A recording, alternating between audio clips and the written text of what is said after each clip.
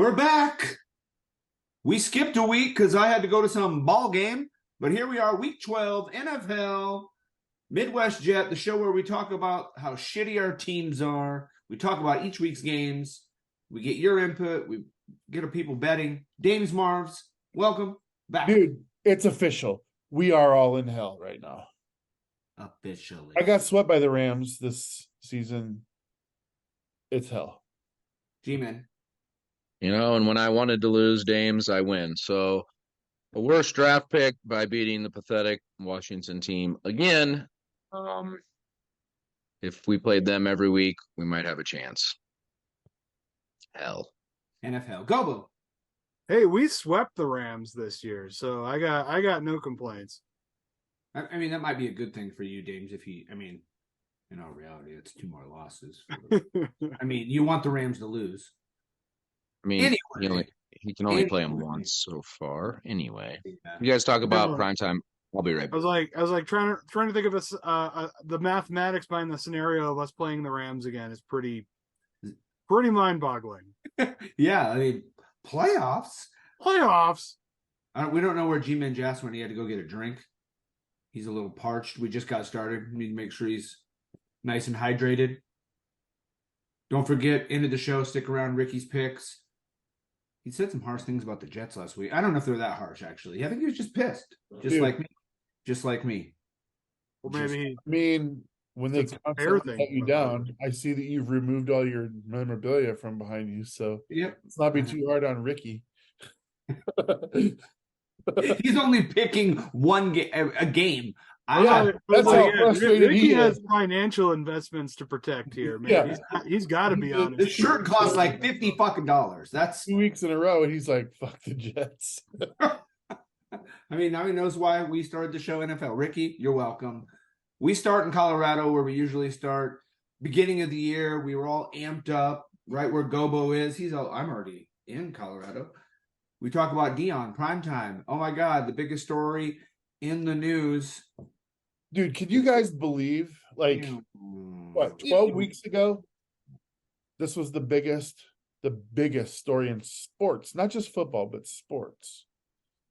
And now I'll be honest, I gotta eat some crow about some of the things I just said about college football in general at the beginning of the season, because I think that I was of the impression that you didn't have to be a very good coach to be good in college football, but I think I undervalued the level of team cohesion needed to win at the next level. And I thought Colorado could just bring in these talented kids, and it didn't matter that Dion doesn't really know how to scheme, and we were going to be fine. And clearly it's not the case. Right. I mean, I think the whole country is like, pretty much it was. Yeah, at the beginning we were talking about it. Now we didn't even tune in. We were like, oh, they lost again, or oh, it's kind of like the Cinderella story didn't get very far. You get lambasted by Washington State, not a top 25 team, and nobody saw it. Nobody watched the game. Nope. So anyway, keep following this primetime. Maybe next year he gets a couple more recruits. I don't know. We'll see. It's just crazy because you start out 3-0, and then you don't even make a bowl game. Like, what the fuck? Have they won? How many wins did they have last year? They won 4. They had one. They were 1-9 last year. So and they've won 4 games, but after that strong start, the only game they won was a field goal win over a highly struggling Arizona State. Right. So I guess, we'll see. I mean, I guess it's better than 1 win, but then when your expectations start off so high, kind of like, I was going to, and a double overtime win against Colorado State, who's like the 4th best team in the Mountain West. Right. Right. So that says anything. Yeah. I mean, the other thing I can talk about in college is this Harbaugh nonsense. And since his brother's a coach in the NFL, he used to coach in the NFL. I guess what do we think about this suspension? So from my understanding is he accepted the 3-game suspension. Somebody else coaches, and then they stop investigating all this well, I mean, I don't want to do this because I think they were stealing, but Well, let's do this first. This is what the problem is. They were saying if he gets, forced out at Michigan, that he'll be coming back to the NFL. That's why it's news here. But while we're on that topic, this is the last year of bullshit playoff system for the NCAA, which may not exist in a few years, just to be honest. Okay. So, and this is why it's flawed. Washington, and I'm a homer dude. They're fucking 11-0, 10-0. They'll be 11-0 after this weekend. And they're not in the top 4 when they beat more teams in the top 25 than any other program, including Michigan, including Georgia. Obviously, Georgia's going to be number 1 just because they're ridiculous. This is why I think they're expanding to 12. They're expanding to 12 next year. So that will be amazing. I think that will help a lot because I think what happens is I always felt like, the top 1 or 2, man, there could be quite a few, but the top 12, you at least know. Yeah, and the top 4 will get a bye week. Yeah. I mean, just think about it from a statistical standpoint of how flawed the playoff system is in college. I mean, the NFL, there's 32 teams and 14 teams make the playoffs. College, 4 teams make the playoffs, and there's over 200 Division I programs. So let's talk about the NFL playoff structure for just a second, gentlemen. Do we think that's a bad thing? I think the reason they do that is to keep more fan bases interested for a longer period of time. If you had less than we have now, I think a lot of people just tune out. They'd be like, all right, my team's done. Because look at it right now. Seattle's in last place in the playoff standings right now, and they have a 2-game lead over anybody that's vying for a playoff spot in the NFC. Okay. If that 6th was gone, there'd be a 3 or 4 game gap, and none of those teams are they're not caring, they're not showing up. I think it's a concern, at least. Right. I just don't like when it takes away the bye from the other. I feel I like the top 2 seeds getting a bye. Me too. Yeah, for sure. And I think that if we want to talk about the motivations of the league, I don't think Roger Goodell does anything without the bottom line in mind. I'll be honest. That's their only goal is to make more television revenue. Yeah. Yeah. Bingo. Bingo. Bingo. No. So that's what Joss was off hitting his ayahuasca pen while he was not on camera, I guess. God bless you, sir. I haven't went there yet, guys. There's no Super Bowl in our future. So you gotta win 3 or 4 MVPs. Yeah. Yeah, then you can. It's like permission. Once you win 3 MVPs, you get permission. At anything. I mean, you can win MVP at your job. It's fine. Maybe you should have them vote. You're the best worker.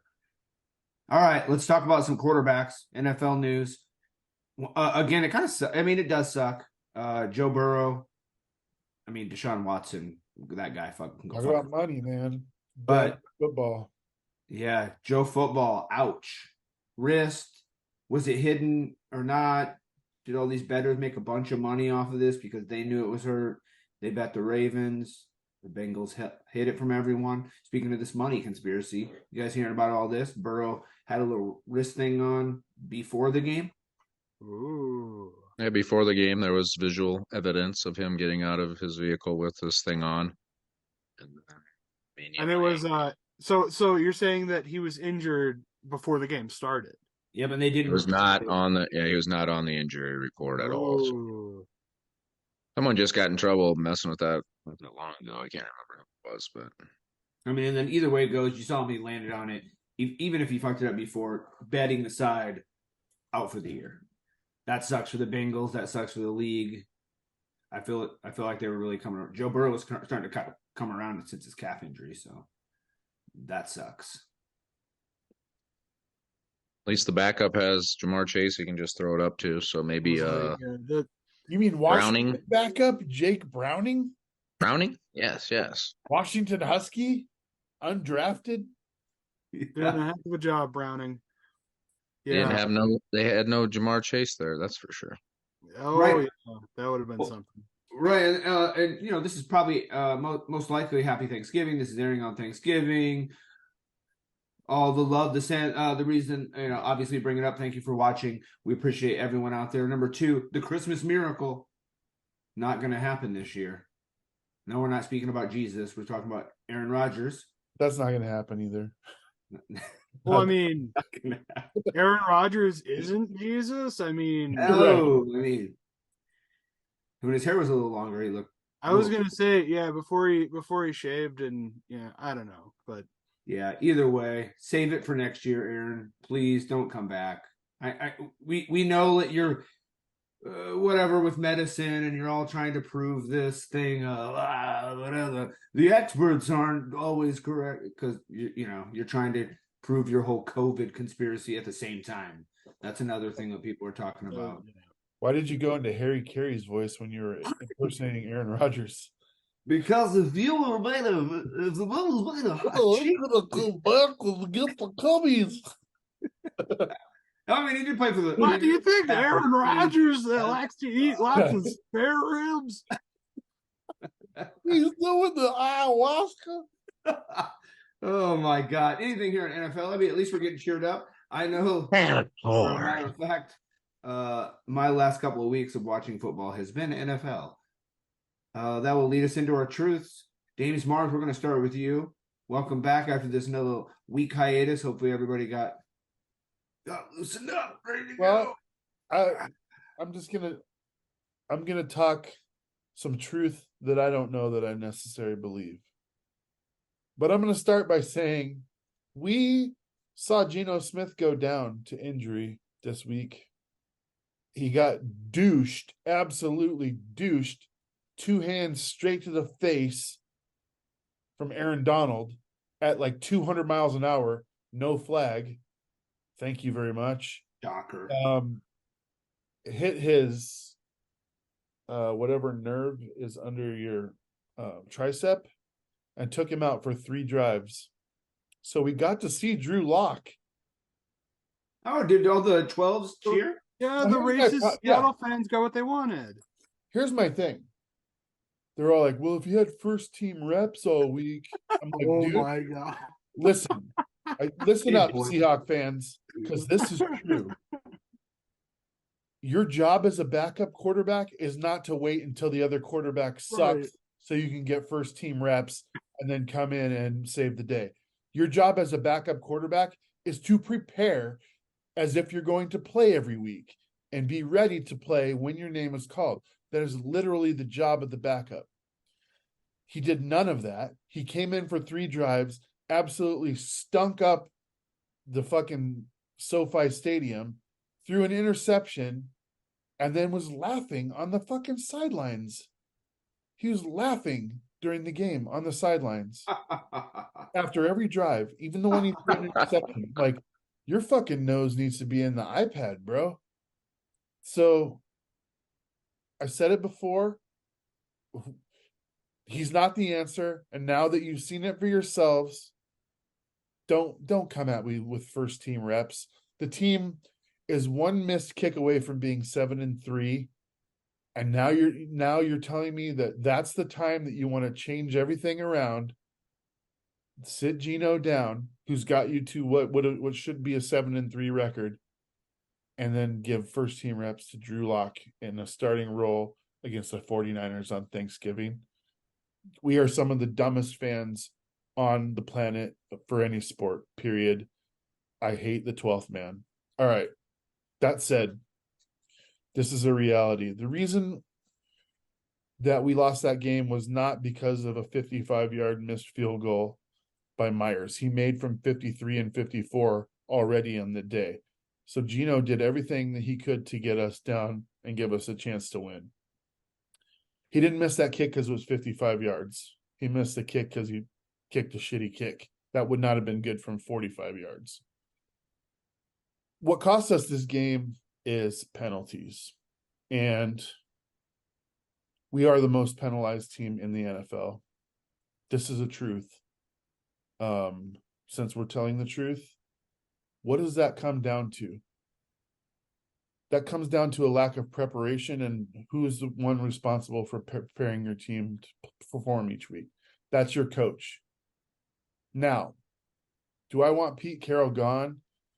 Absolutely not. I think once Pete Carroll's gone, we're going to realize what a good coach is, and we're going to have some struggles with a new guy. Unless he's Hall of Fame caliber when he comes in, like, there's going to be a time where we're like, God, I miss the days of Pete, where we were constantly, at least in playoff talks every year.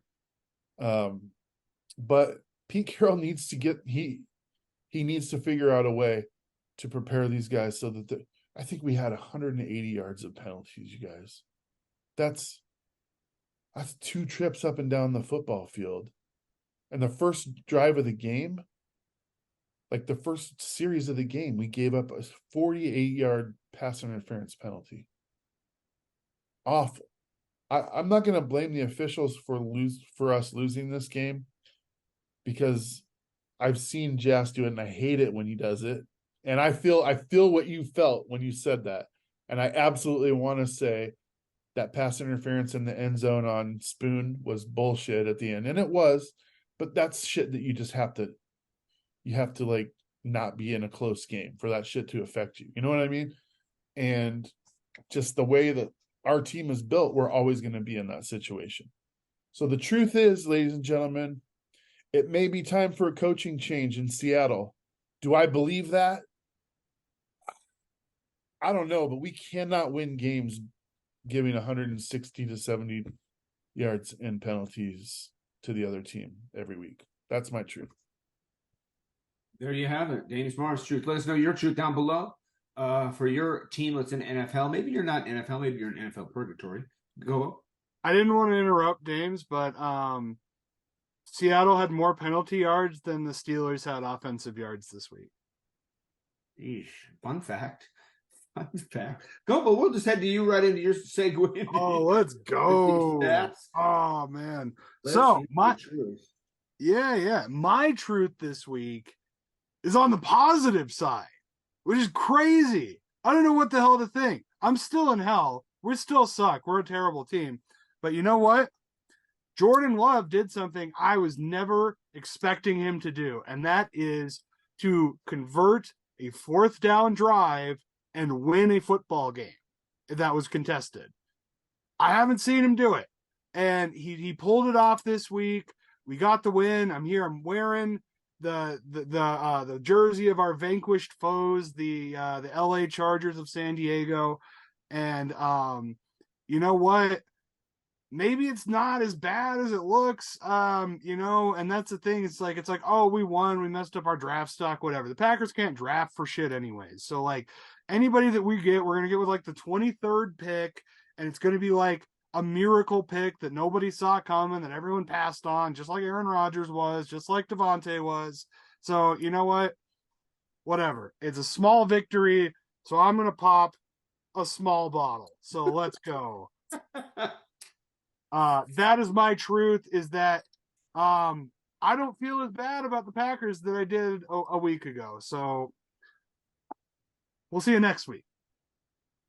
G-Man, can you match the champagne toasting Gobo in his positive? We beat the Chargers by 3. I'm drinking champagne. That's how this season's going. Hey, we're all changed over the week break. We're revitalized and we're rejuvenated, and we're going to talk positive. Our truth is, we got a hometown hero, Tommy, don't call me Danny DeVito, lives 8 miles from the practice facility, still lives at home with his mother as an NFL quarterback, and she makes his bed and cooks his meals, and yet he doesn't have to worry about anything other than playing quarterback for the New York Football Giants. And in doing this, he throws 2 touchdowns in his first start in a embarrassing loss, and throws 3 in a win over division.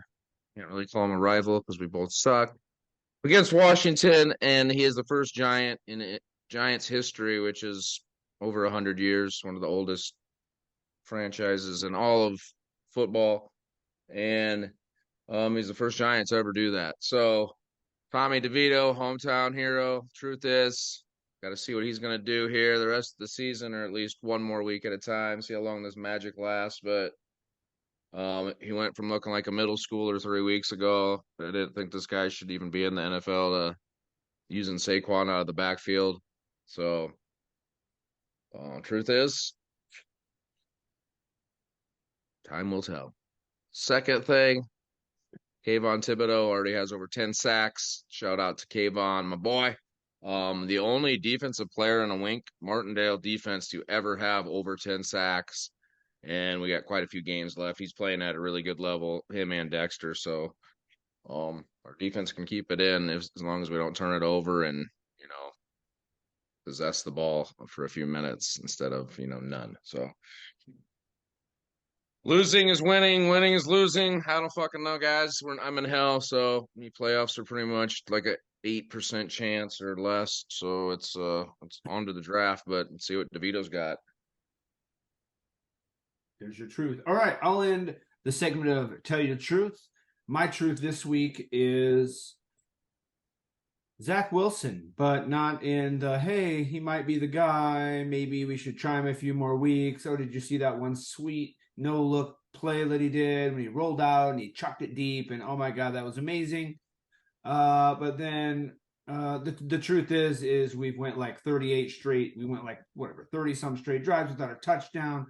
We're the lowest percentage on third down since 1991, which I feel like that's not that long ago, but good God, it's pathetically low. Our offense is anemic. It's horrible. It's just horrible. It ain't Hackett. It's not Brees. It's not Garrett. It's the O-line and Zach Wilson. Could another quarterback be better behind that O-line? That's neither here nor there. But the matter of the fact is we're not scoring points. We're not, keeping drives alive. We're not converting on third down, and that's the quarterback.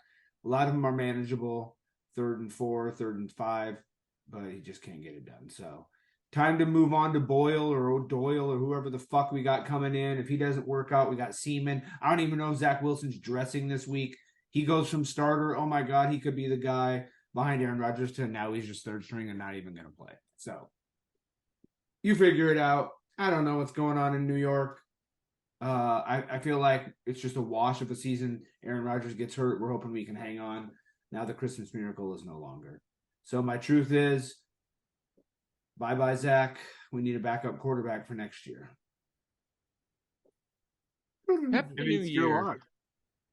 Hey, do you want to hear something? Although I thought, I was saying how good the Giants' offensive line was in our last Super Bowl.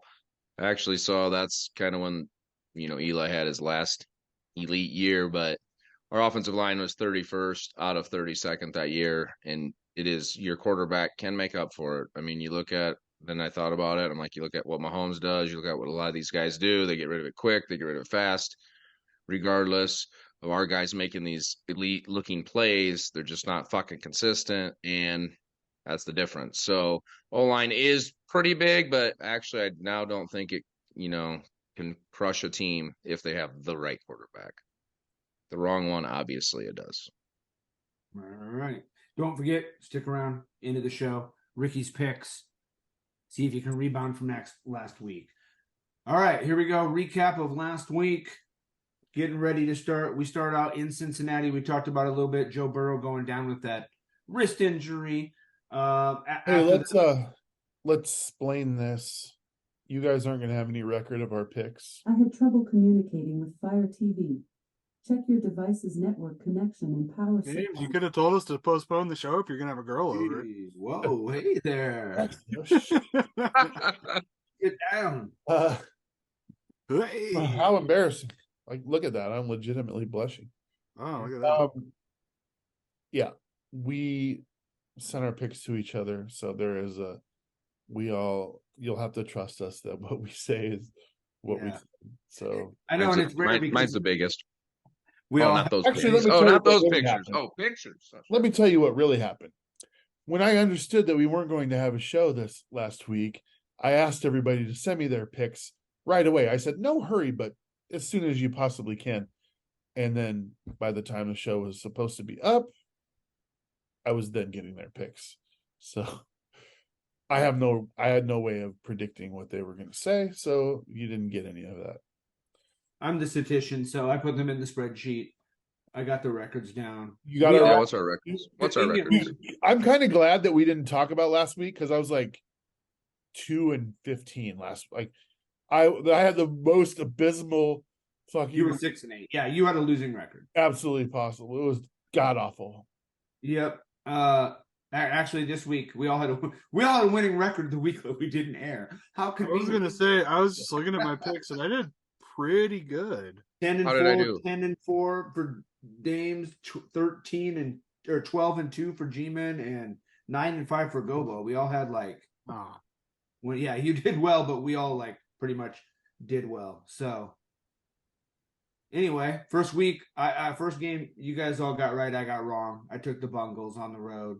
Obviously, if I would have known what I know now, I would have possibly probably taken the Ravens, but I thought the whole Joe Burrow thing started on 1. They just had too much momentum. I mean, I like the Burrow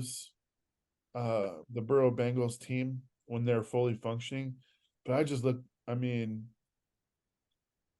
Ravens are they might be the best team in the NFL, if I'm being honest. Yeah, they're kind of one of those teams that no one's really talking about. I mean, we are now, but like they've just kind of been under the radar a little bit. They just were winning close games, or they were up big and maybe they lost one of those and we're like, oh man, they suck.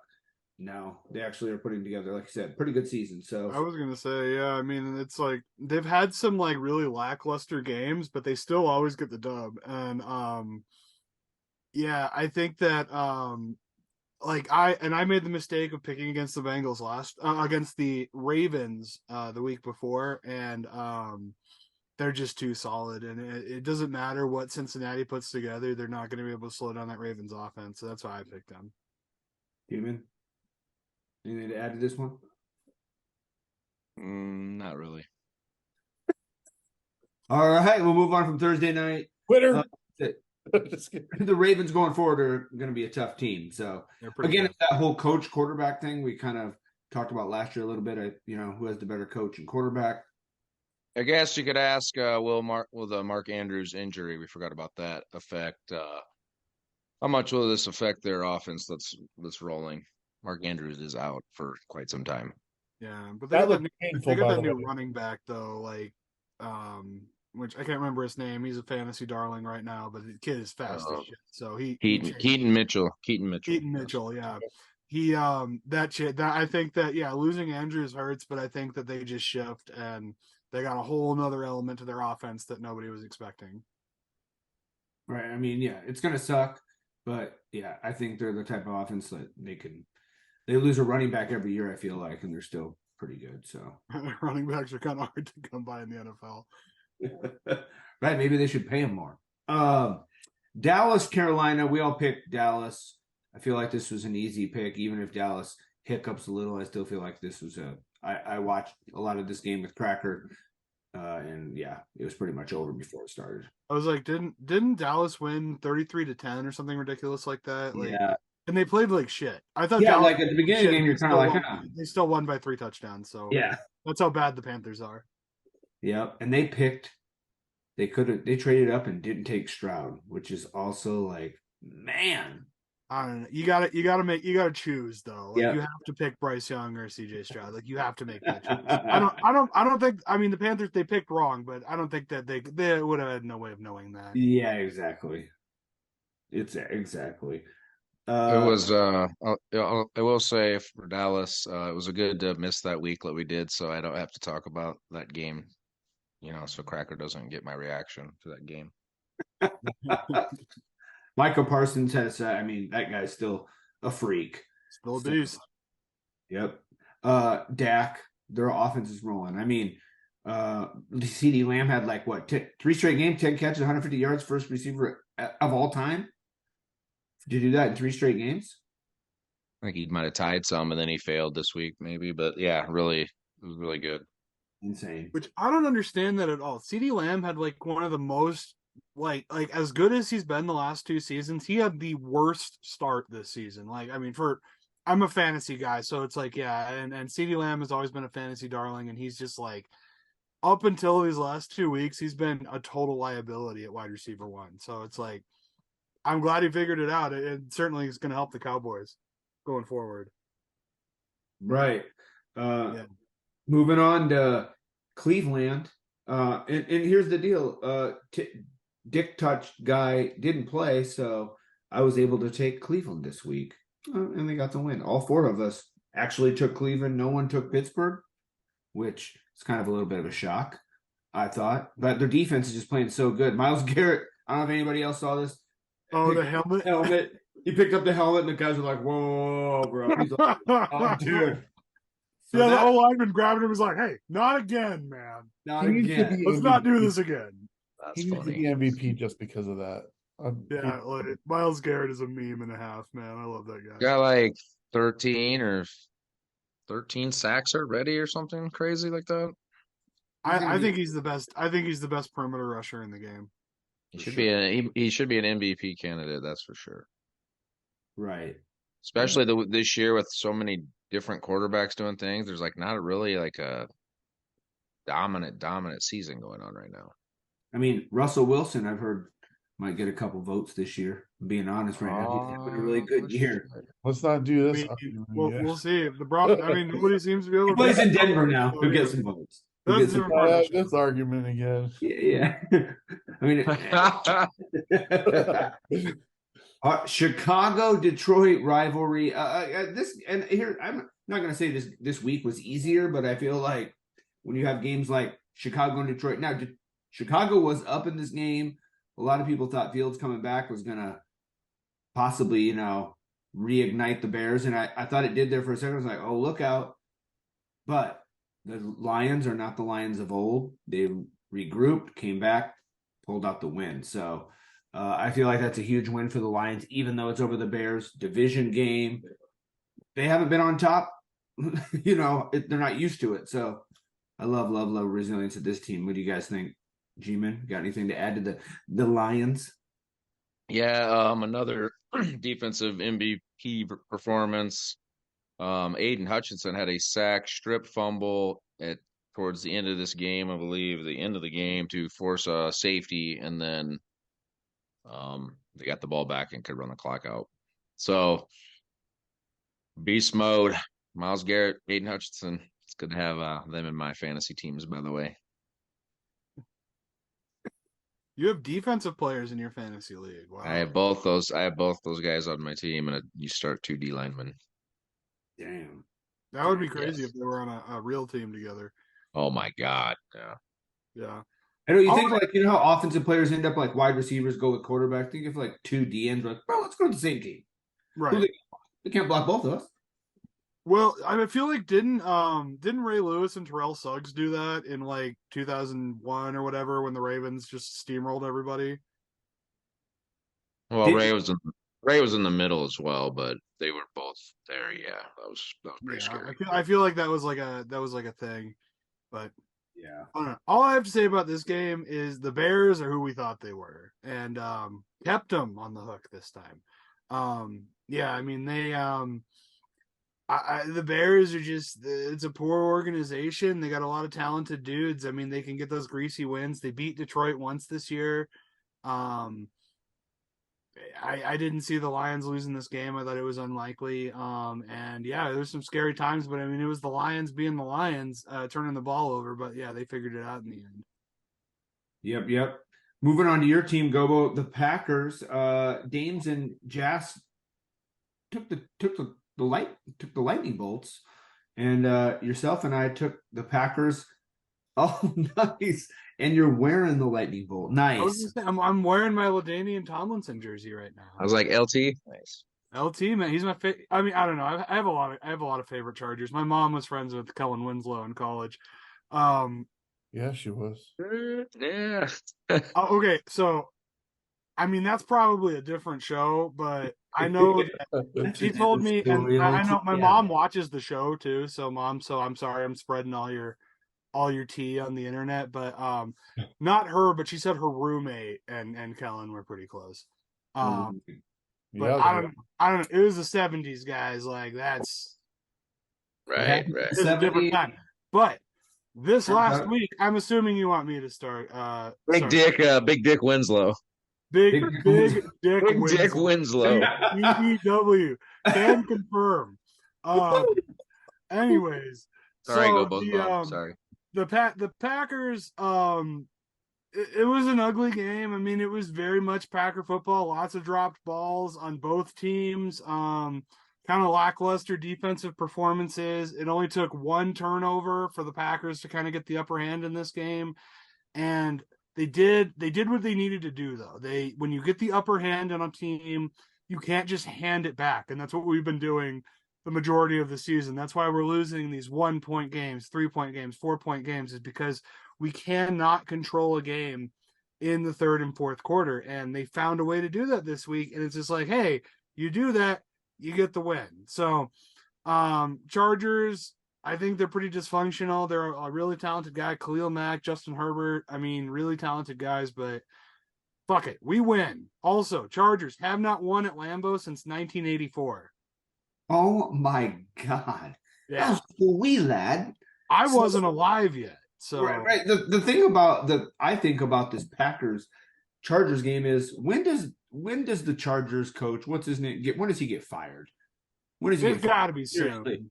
Like, not that the Packers are trash, but like they just don't look good. Like they should. You have Justin Herbert, Mr. MVP talks, great quarterback. Get this offense rolling. Eckler's back.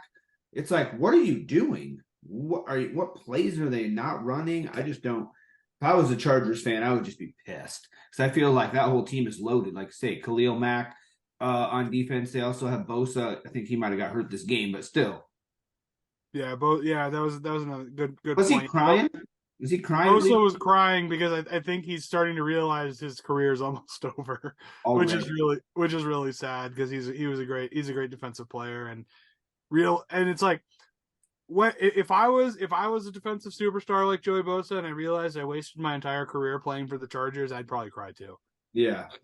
James, anything to add to this nonsense of a Packer Charger game? I mean, there's still people there saying, and there's nothing that I have substantial to this, that Dable might be in danger in New York. And I'm like, he's just saying, I'll go to San Diego if I have to. So if both those jobs end up being, and again, there's no way that the Giants should get rid of Dable. They're not. That's not even. Well, dude, I'm on a forum with a bunch of Giants fans, and it's definitely talked about on there. So, I mean, I don't know. Like I said, I don't dig deep. Well, they'd probably talking about that like week fucking 6, dude. Like for real. I was gonna say, like, don't take the forums as like credible news, man. I'm just like saying, if we out there, it's in the universe. I hate to bring it up hockey, but like I'm part of an Avalanche forum, and like we won the cup 2 years ago, and every time the Avs lose, they're like, "Oh, Jared Bednar's getting fired." Like fans don't fucking know. I know, but here's the deal. I know that he wanted the Chargers job. And if he's at all worried, he's like, go ahead, fire me. I dare you. I double dare you to fire me. Maybe we can trade. Maybe we can. Like, God damn it, you weren't supposed to be good. Maybe we can trade for Herbert. Win. Yeah, trade for Herbert, not for Josh Allen because he's led the league interceptions the last like 6 years. Anyway, VT, haven't seen you in a while. Damn, this would be the time for you to be. He's not in NFL. That's why he's not on here. Houston plows over Arizona. Stroud. He actually looked a little more human this game. He threw a couple picks, but that defense, 3, did he throw 3? Yeah, but the defense actually, the DeMeco Ryans defense came through. So, dang, Houston wins, pulls it off. No one was surprised. Kyler Murray came back. He played okay. It was a pretty good game. I was a little surprised after the first half that he put up to do nothing, absolutely nothing in the second half and still get the win. Just proves how bad the opponent was. But yeah, Arizona, yeah, they missed Dobbs. I don't even know. Do they? They weren't using him right. I don't know. Yeah, I gotta say, man, that AFC South just got a lot more competitive. People thought Jacksonville was gonna just take it, no problem. I was definitely on that train, but I mean, the stars at night shine deep, shine big and bright deep in the heart of the Texans. So, as CJ Stroud, man, kids got it, man. Well, So, I believe Gobo said of Oh, Jacksonville 13-3, I believe is what he did I said. say that? Yeah, Yeah. I don't know if I know I said that they were going to be the highest seed in the AFC. It still could happen. Still could happen. Hold on, True. little girl. When you can throw more interceptions in one game than you did all season and still win, you're not in NFL. That's exactly why VT isn't here. Fuck you, VT. You'll be joining us here whenever Stroud's career is over. I'm sorry. I can't feel bad about a Texans fan gloating about anything, man. Right. Okay. So I have to tell you, he has his own show called Texans Fan Battle, and they're getting like all these draft analysis guys, like a lot of famous people joining their. Yeah, didn't they have Matt Schaub on there once? Yeah, they're doing really, really, really well. Got Matt Schaub. But I gave him some advice early on when he started doing this. I said, you cannot be afraid to have people hate your opinion. I said, as a matter of fact, the more people that hate your opinion, the more popular you will become. And I see him fucking fighting with everybody on Twitter. Oh, dude, he does. I love it. Does. I love it, man. He's totally good. He's like, the more hate, the more fucking responses. I love engagement. The more engagement. All publicity is good publicity, unless you're going to jail. I mean, that's old Eminem when he went on Monday Night Football. I mean, because does with football. He pretended he was all on drugs, and everybody started looking up his music, and he was actually sober, and he's just seeing how he's playing a little trick on you. Jacksonville. Speaking of Big Dick Lawrence, Dames, Jaguars handle business. I kind of had a little man crush on Levis after like one game, and then that's back down to earth. So, no. Yeah, it's going to take him. I mean. Right. Vrabel on the hot seat? Question mark. I didn't think so. I'm sorry. I had to just jump in, but this is what we do. It's all good, man. Jump on in. I didn't think so after the first couple of losses because I thought the Titans looked pretty functional, but man, they're just like they're all over the place. You know, Tannehill benched, injured, whatever. I mean, Will Levis, you know, they're missing some pieces. I mean, he's not really finding who he needs to find. I mean, the Titans are just kind of turning into like the old age home of the NFL for wide receivers and shit. So it's like, yeah, I don't see Vrabel making them better. I think Vrabel's like totally past his prime and doesn't know how to scheme in the modern NFL. And I think if they don't fire him, I think it's a detriment to the team. Well, then Derrick Henry's, I'm going to assume, is gone, or he's definitely done. Derrick Henry is done. I mean, dude, here, I want to course correct Gobo on this. And Gobo, maybe you'll agree with me after we have this discussion. I think the course correction for Vrabel would be go somewhere else and be a coordinator, get your legs back under you, and then attempt again at being a head coach. But right now, he's lost. He's lost, and he needs guidance somewhere. He needs to focus on what he's good at. And you can go to the Commanders or he would be an awesome coordinator. And I have liked him as a head coach before, but I think there's some truth to what he says, but I don't think that he's old enough for the game to be completely over past him. Well, they've lost their identity. Like you said, Derrick Henry was the engine, and you know, they ran him, you know, redlining all season. Now they have like 50-50 their identity. Like the Gobo is kind of saying, what's this quarterback do? What does that change to the dynamic of this offense? And it's pretty ugly right now. So good luck picking Tennessee going forward. Yeah. Yep. Moving on, Miami hosted coming off a 2-game winning streak under their new coach, Antonio Pierce. Blah, blah, blah. Cigar smoking is now done. Miami showed who they still were. Here we go. I want to hear Gobo explain why he's like, I want it on record that I got the Raiders over Miami. I was like, dude, there's not. They almost did it. You know? They almost did it. They almost It was did. fucking close, bro. They I was did. like, dude, I was watching it. I was like, man, God holy damn it, shit. no. Oh, Oh. okay.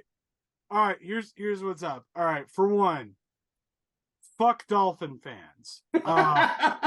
I mean, because they're so fucking obnoxious. Maybe it's just the Dolphin fans that I know, but every time the Dolphins do anything, they're like, we're gonna win the Super Bowl 100%. Tua Tagovailoa is fucking MVP. Fucking Tyreek Hill, you know, they're gonna put him on Mount Rushmore. Like every fucking thing the Dolphins do is like, yes, you were the best team in football in 1972. So I wanted the Dolphins to lose. I think the Dolphins defense is totally fucking suspect. I thought the Raiders had a lot of momentum going into this game. And I swear to God, they almost did it.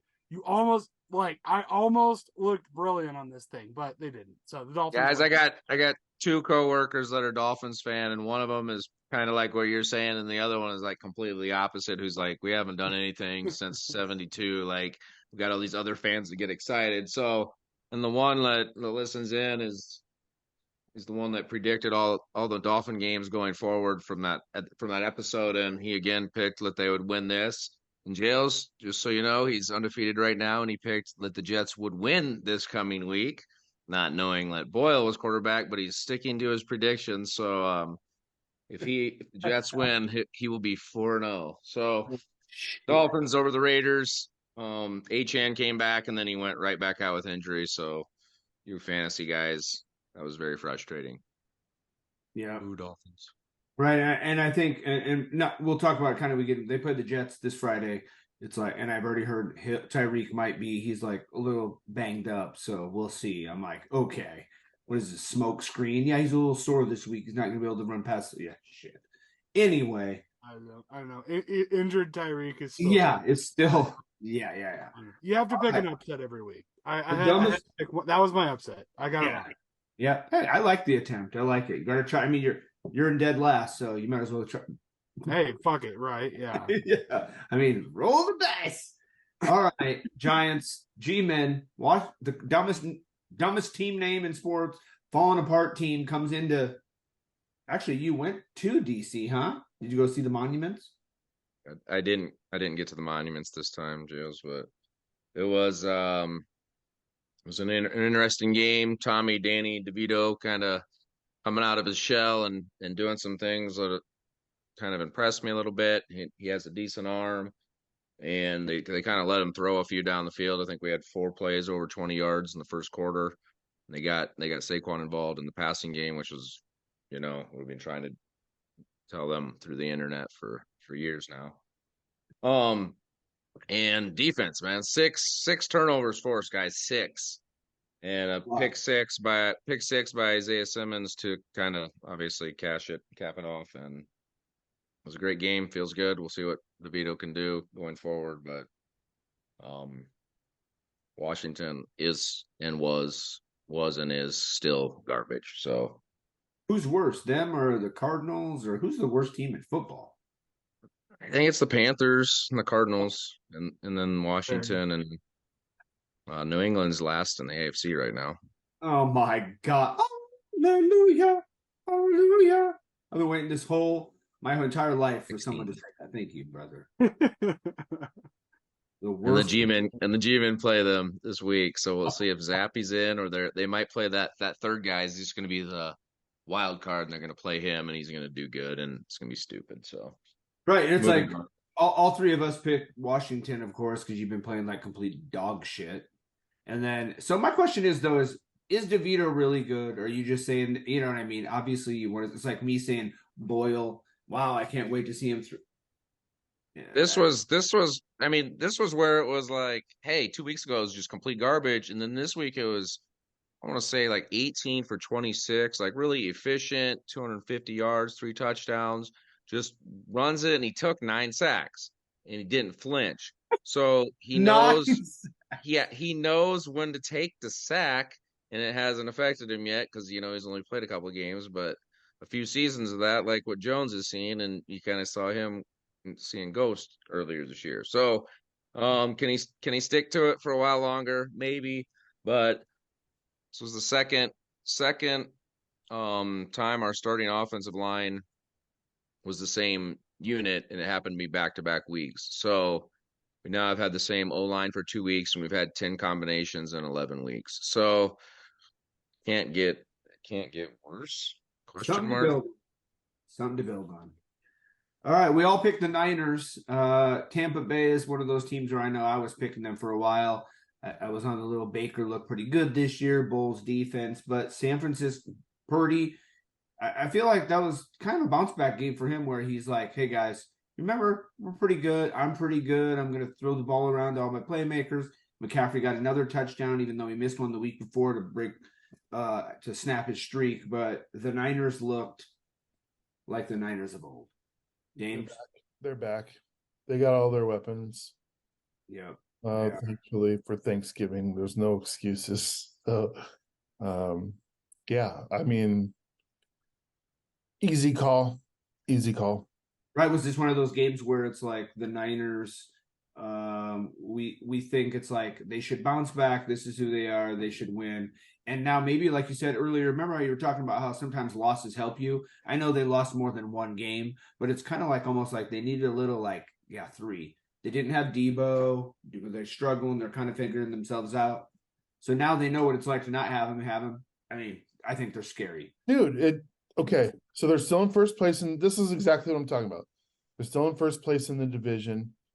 They don't have the pressure of being undefeated and having to maintain that. So they're just going out and playing ball. They don't have to think about it. They're just like, if we keep going, we're going to be on top. We'll be in our division. Yeah, we win our division. I mean, Brock Purdy has the highest rating ever for a 2-game span, just this last 2 games. And my conspiracy theory is this: he was concussed in that first loss, and he just kept playing for 3 straight losses. And then, he finally recovered, and now they're all back to normal, and he's perfect.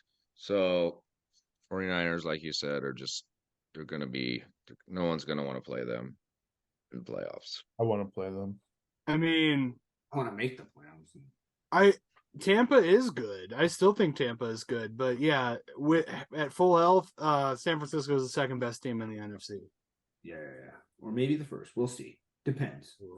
Dude, it's going to be a fun game. Are you saying the Eagles are the first? Based on a record? I mean, on record, I would say, yeah. I'm still. They just beat the We'll Chiefs. get there. I was like, what are they gonna do to convince you, man? Like, I mean, we'll see. We'll see. I mean, that's the glory of sports. Is anything can happen. I mean, we could all. I mean, that's we true. regularly. I honestly don't think the Eagles are better than the Seahawks. I don't believe that. That's bold, man. I don't believe it. You're just. I just I don't see any I don't see any aspect of the game where the Seahawks are better than the Eagles. I don't. Yeah, and then you're saying Hurts or Gino. Who do you want on your team? I mean obviously Hurts. Right. He's a young man. What offensive line would you rather have? What defensive line? But look at the numbers, though. Look at the numbers. Look at the fucking divisions. Look at their records. Like, I'm sorry, man. Like, it's NFC champions last year, and like, I swear to, like, seriously, the Eagles have the best front and on both sides of the ball in all of football, and they proved that on Monday night. And you would say that Seattle could beat them, a team that got swept by the Rams, who were like, well, it's not really up for me to say that. We play them in 2 weeks, so we'll find out. We're looking forward to this. I mean, 3 weeks. We'll see. I'll bust out my Eagles jersey. All right, we're busting it out. I can't wait for this. Lock might be playing by then. Dude, I will wear an Eagles hat for the entire week after. Let's go. See, and this is it. I'm not even a fucking Eagles fan. I hate the fucking Eagles. Broke my heart when I was. This is awesome. This is why we're on NFL, because we're live at the hell, so we have to just start. I have to defend other teams because my team. Seattle would destroy the Packers. We're delusional. We're delusional. Not if we played at Lambeau. Delusional. Isn't Lambeau like the top 3 and bottom 3 of anyway? Jets, Bills. I'm the only homer that picked the Jets. I keep telling everybody that I'm just going to start betting a Hunsky against the Jets every week. Then if they win, I'm like, woohoo. And if they lose, I'm like, woohoo. So I'm either making money or my team's winning. I feel like the strategy, I should have started this 100 years ago. I'd be rich. Nothing to really talk about, in my opinion, is the defense is being wasted. And when they have a bad game like they did against the Bills this time, then the offensive holes are way more glaring. So when Zach Wilson can't complete a third down, the running game can't get going. Hackett's play calling is blah, blah, bland. Run on first down. Hey, you keep his name out your mouth. Hackett. I have a question, again, redundant question. I said this weeks ago before the trade deadline. Why? I know. Not on the phone with Minshew. We need Minshew. Dude, I mean. Okay, so here's my question, though. There's so many quarterbacks said this on ESPN. He's like, if you put any other quarterback back there, I mean, Aaron Rodgers was already back there and got injured for the year. So have we thought it's the piece of shit line? Because Boyle's going to come in this week, and I'm going to guarantee we get our asses kicked. And then everybody's going to be like, see, it wasn't. Oh, wait, so you're picking against the Jets this week? I mean, we'll get there, but that's what I mean. That's what I mean. Maybe. Because he predicts it doesn't mean he will. Yeah, I'm serious. Like said, we're going to get our asses kicked. We'll see you in the next segment. Yeah. Really. Make sure to tune in here coming up for the Black Friday game. Guys, for all the Bills fans out there, it was we forgot about Dorsey getting fired, and they have a new offensive coordinator first game. You got to imagine kind of behind the scenes through the course of a season, like, is there a guy always kind of chomping at the head coach? Like, dude, I could call a way better game than this with Josh Allen. Like, he's fucking wasting this guy, in his ear, or is it just one of those, all of a sudden performance sucks, you're fired, quarterback coach, you're next. But it was nice to see Josh Allen, no offense, Jails, the first time against the Jets threw 3 or 4 interceptions, and this time I think he threw 3 touchdowns. So it'll be interesting to see how that new duo is for the rest of the season. Anybody got anything to add to this shit hole of a game? I just, this is another one that, like, I did not see coming because, we talked about this. I think even Dame said, you have 4 starters on the Jets that are Hall of Fame bound. Like, there is so much talent on that team. I got to say, I don't like the coaching staff in New York. I think that honestly, it's one of those situations where it's like you see so much talent on this team and they can't win. Like, where's the problem? It's got to be in coaching, because I think the GMs have done a tremendous job. Aside from the Aaron Rodgers contract, but aside from it's the quarterbacking, the quarter line. That's not the only issue. I'm sorry. There's in-game decisions. In-game decisions. Like, you can't call the game as if you have Aaron Rodgers as your quarterback when you don't have Aaron Rodgers as your quarterback. Yeah. You have to make decisions that make sense for the guy behind the ball. Mm-hmm. And they're not doing that. And that's head coach. Head coach, I'm not a fan of at all. I will say this. I kept getting text messages during this game. Dude, that's the 127th possession in a row where the Jets don't have a touchdown. And I'm just like, Jesus, how long is this going to go? If you're a receiver on that team or a running back, you're like, dude, my career is tanking here. Yeah, Breece Hall sucks. Garrett Wilson. Yeah, they got, like I said, it's fucking. There are some of the best guys in their position that are wearing Forest Green this year, and the Jets are bad. They're a bad team with the best players in the league. Like, how is that not the coach's fault? Right. I agree to an extent. Obviously, if you are ready to go with Aaron Rodgers, it's kind of like, remember when Peyton Manning got hurt? What did the Colts do? They won 1 game. So, and they had the same Dungy was their coach. I think whatever, they won 1 game. They go to the Super. They also had the ongoing cheer suck for luck for the entire season from the first fucking game. They were like, they were in. I was honestly going to bring this up. Another example of a generational quarterback wasted because of shitty coaching and shitty offensive line play. Right, luck. All right, let's move on from this shithole. Rams, Seahawks games. Can't believe. I mean, I picked the Rams for some reason. I can believe it. I mean, you guys, this sucks. This absolutely sucks. I hate losing to the Rams, especially when they're not good. Stafford was back probably 80% with his fucking little thumb thing on his thumb. Penalties, you guys. Penalties just killed us. And, some of them are legit. The one that probably cost us the most is Puka Nacua falling and tripping over his own feet. And I'm calling a pass interference on Spoon, who's just like, you're kidding, right? Like that, I didn't fucking touch him. He fell down. And I'm like, dude, you can't depend on the refs to make good calls throughout the game. You have to be better than that to be able to overcome that stuff. And then you got Woolen, who's like 7'5" with 8-inch arm span or 8-foot arm span, 8-inch jamming receivers off the line, and he's so tall that he hits him in the face. And it's like 3rd and 15 in every game. He gets a penalty that takes away a 3rd and long because he's jamming some dude in the face. This is 3 times this has happened. And I'm like, dude, you're an all-pro corner, but you're worthless if you're going to continue to give up drives based on this stupid shit. You've got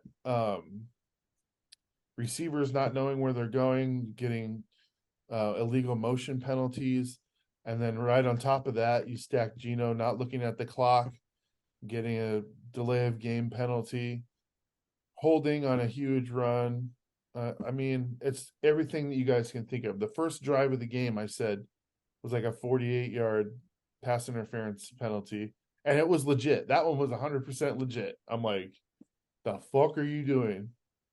Julian Love, you can have him back. No, I love him. He's awesome. But he played a good game, but he was playing for Adams, who's, of course, hurt. So he didn't play. But, I mean, Witherspoon was still everywhere. He was all over the field. He actually grabbed the guy and body slammed him at one point and got a 15-yard penalty. That was awesome. To Diggs. He grabs him, slams him on the ground. He's like, fuck yeah, I'm the champion of WWE. And then they're like, well, that's a flag, right? Yeah. And then they went like that. He's like, what? Well, it's illegal. I know that. Of course. Everyone knows you can't just pick a dude up and fucking slam. I mean, if you haven't seen it, it's hilarious. Watch it, because he's like celebrating like he's King fucking Kong. Which I love about him. I love the kid because he's electric, but Jesus Christ, dude. Penalties killed us. Geno got hurt. Locke came in, sucked for 3 drives. Geno took the ice. He's like, don't ice me, because once you put ice on my arm, I can't go back. So they did the icy hot on the end of his arm. He's like, all right, there's a minute, 30 seconds left, no timeouts. He comes in, drives us down to the 48-yard line, or the 38-yard line, 55-yard field goal. No good. I'm like, and of course, this is all Geno's fault that we lost, by the way, according to the 12th man. I'm not mad at the kicker for missing. I mean, 55 yards, that's a bomb, dude. That's a 50-50 coin flip most of the time. But he made a 53 and a 54 in that game. So Geno definitely did enough to get us down there, just didn't do it. And I fucking hate the Rams. NFL. Wasn't clutch, man. You made 253 and 54. You should be feeling it. You should be ready to fucking make that kick. Yeah, and his career long is like 63 in that building. So it's like, you're very familiar kicking here. It's indoors. It happens. So it happens. Yes, oh, at SoFi? They were at the Rams, right? Yeah. Yeah, okay. Yeah, I don't know. I just the fact that anybody thinks that Drew Lock is the answer to anything is so absurd to me. Like, I swear to God, if the Packers end up with Drew Lock at some point, I will wear clown makeup on an episode of this show. Yeah. Please. No, Jeff for will real. be I'll here. He'll be fucking Wait, do what it. are you But, wearing now? I mean, it's All right. Yeah. Speaking of clowns, let's move on to Denver. Let's ride. I love this team right now, dude. Let's I'm ride. gonna go because I totally picked Denver. We all did except Gobo. He picked picked Denver. He's on the Dobbs train. I like it. I like the pick. It's a good game. Remember we talked about this the other week when Denver. Who did they play last week? I got to bring it up because we bet $10 on it, and son of a bitch. I was like, Gobo's like, no fucking way. I'm like, dude, I almost would bet money on it. You guys are like, okay, let's bet $10. I was like, all right. We owe you $10 in the bank. Right now? Is that what you're saying? Just buy my CD. Just buy my CD. Just buy the CD, or just double or nothing on the Seattle Philadelphia game. No, we'll do that separately. We'll do that. We'll come up with something special for that because now that I've talked a bunch of shit about it, we got to do something about that. I'm not betting on the fucking Eagles, so fuck you. You're with me. Oh yeah, they're in your division. That's funny. Yeah. But yeah, dude, Russ is cooking, man. He's doing what he's told, which is what he's supposed to do. Now remember, he wanted out of Seattle because he had to do what he was told.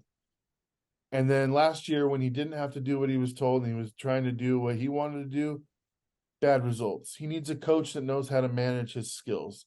And look what's happening. And I told you guys, this is like exactly what I said. What if they do win? This could be a scary, like, dark horse team going down. And it's too bad that they fucking lost their first 5 games to figure it out, because they could be in a really good position right now. I feel Russ is playing at the top of his game right now. I mean, they're definitely the second. Dude, did you see that throw? That throw to last week? Yep. Probability of that catch was like less than 5%. Yeah, that catch in the dude. And I've seen him do it his whole career. The guy, and he's fucking running backwards when he's what? How? It can't be luck when you do it that frequently, dude. Like it's insane. The guy's. I'm glad that he's settled down and like people are getting off his nuts, because that was fun while it lasted. But I really do like the player. He's a great player. Right. So speaking of the other team, though, Minnesota, Gobo, I don't know if you got this. Is Dobbs their future?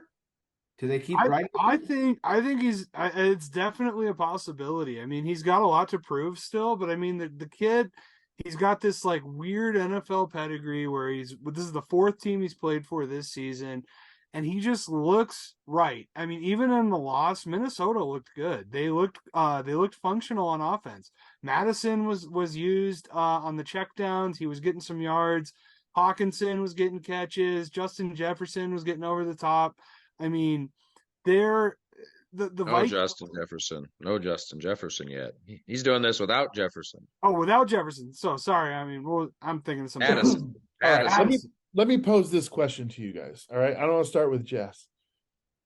Let's say you're a Minnesota Vikings fan, and knowing all the history that you've had with their franchises, you signed Cousins, and then you've watched him be like, I mean, you would probably say mediocre. He's a good quarterback, but overall, it's not getting the job done.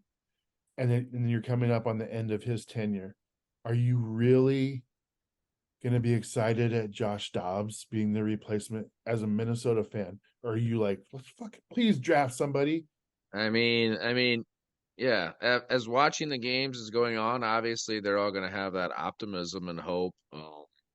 Like he is the guy, but like you're saying, you always have that in the back of your mind that we got to have a backup plan, because why has he been on 4 teams in 4 months or whatever it's been? Why is he not stuck anywhere? I mean, what is going on to where this awesome player, but I mean, anyone with Justin Jefferson should even be better, right? Like in theory, like we're not even seeing the best of him for the Vikings right now, because A, he doesn't know the offense like the back of his hand, and B, he doesn't have Justin Jefferson, the best receiver when healthy, top 3 in the league. I mean, top whatever, beast. So As a fan, I guarantee if he was on the Giants and we won both the games in the fashion we did, or I guess they lost this one, was on a bullshit, no penalty called when he gets speared at Dobbs, and this guy's now ejected or suspended for like 2 or 4 games, and they don't even call it on the field. Like, come on, guys, pay attention.